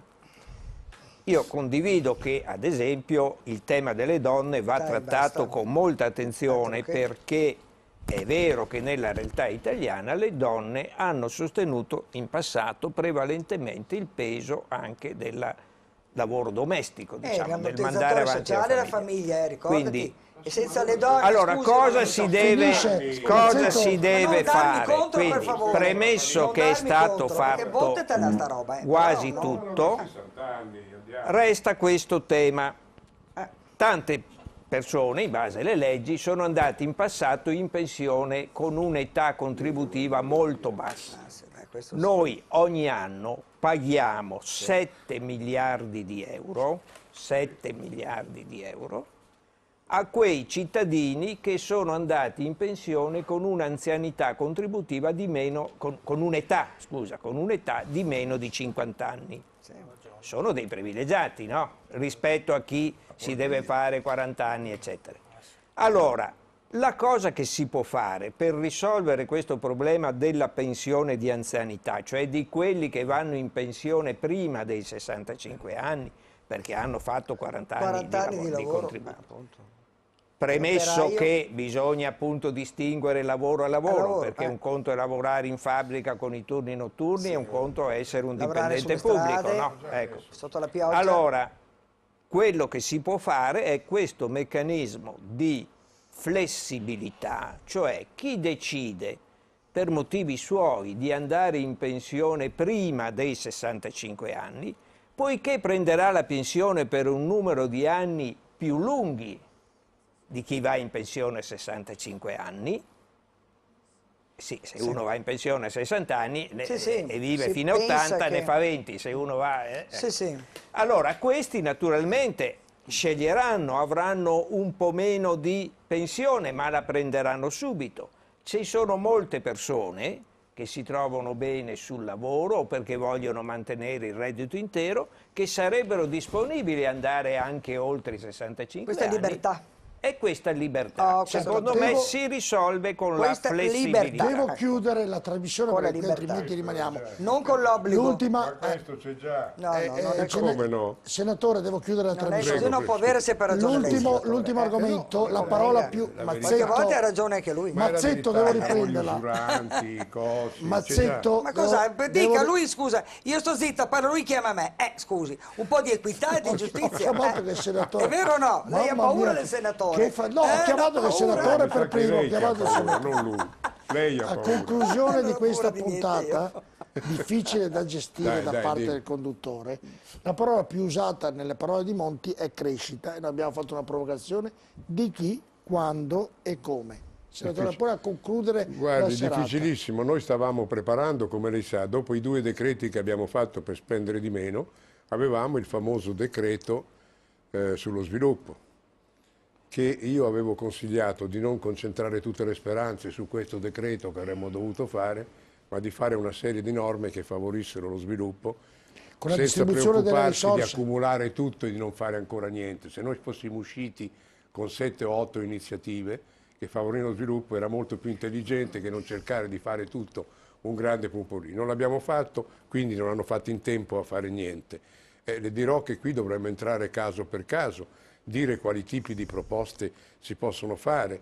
Io ritengo che certamente quando noi parliamo di liberalizzazione, quando noi parliamo di cessione di strutture dello Stato che possono innescare attività sulle stesse strutture, quando noi parliamo di favorire l'impiego giovanile dando 3 anni di non tasse, tutte queste cose che non si risolvono così qua fra di noi in 4 e 48 sono le uniche cose che noi possiamo fare, ma credo che come spazio ci sia la deburocratizzazione, che effettivamente affronta un problema che le nostre aziende hanno, la facilità, ma qui è una parola, attraverso lo Stato che dia delle garanzie di dare accesso al credito alle piccole e medie imprese, come ho detto le liberalizzazioni, e per il resto, non credo che ci sia granché da fare. Devo dire solo una cosa, mi fa un po' tenerezza che si parli di aprire per le donne, di aprire per i giovani, quando abbiamo ancora circa 400.000 lavoratori che sono in cassa integrazione. Prima pensiamo a sistemare Senatore Giaretta, quelli, a concludere, e poi la crescita di chi, metteremo i giovani quando e come? Subito l'Italia. Io volevo dire... Subito l'Italia deve crescere, no? Tutti, la comunità nazionale deve crescere. Ma Filippo, scusa, devo dirti ho solo alzato questo, il dito. per noi veneti, senatore, ho alzato il dito. Con le stesse leggi, con le stesse leggi vigenti, ci fu il boom del nord-est, il boom del nord, la stagnazione al centro-sud, con le stesse leggi, con lo stesso governo. Oggi il PIL del nord-est è previsto è 2,5, del nord-ovest è 1,9, del Senatore resto è Filippi, adesso lo fermo. È una questione di... Ho alzato 8 dita. Lei mi ha dato questo incarico e poi non mi segue. Era come lei quando era generale, se dava un compito, poi... sono stato zitto. Insomma.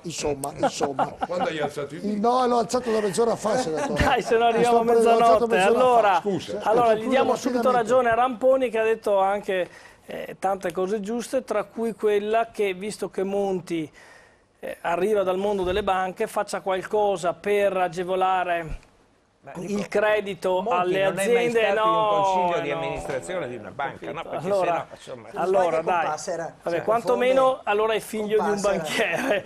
Comunque, al di là di questo, è un auspicio, ma non è mica una brutta cosa, è un auspicio, visto che arriva dal mondo della finanza ed è vicino al mondo delle banche, faccia qualche cosa, qualche provvedimento che possa far sì da mettere in condizione le banche a prestare in modo più agevole i soldi alle piccole e medie aziende. Dopodiché l'altra cosa per crescere... Domando, perché non l'avete fatto voi fino adesso? Avete governato allora, scusa, stiamo parlando di adesso e vediamo...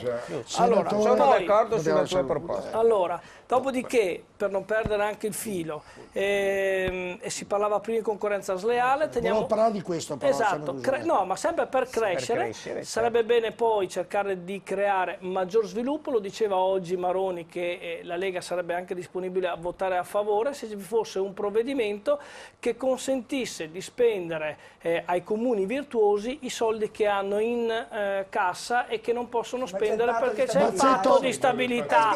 Ultima cosa, l'ho detta, sarebbe giusto farlo. L'ho detta, e cosa ho detto? E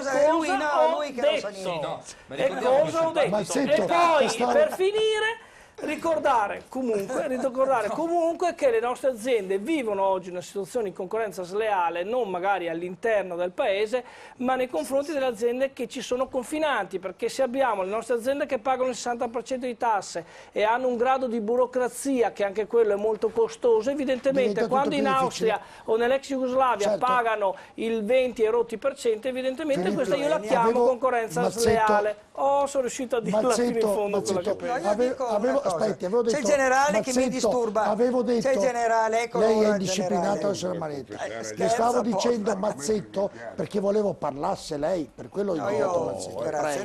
Io rapido. No, io dico che la crescita è molto difficile, perché prima bisogna aggiustare i conti e quindi non parliamo di favole come è stato parlato finora. Quindi bisogna essere realisti. Io penso che per il momento cresceranno le tasse, l'ICI, le imposte, che non ci vadano anche i conti in banca come già è successo.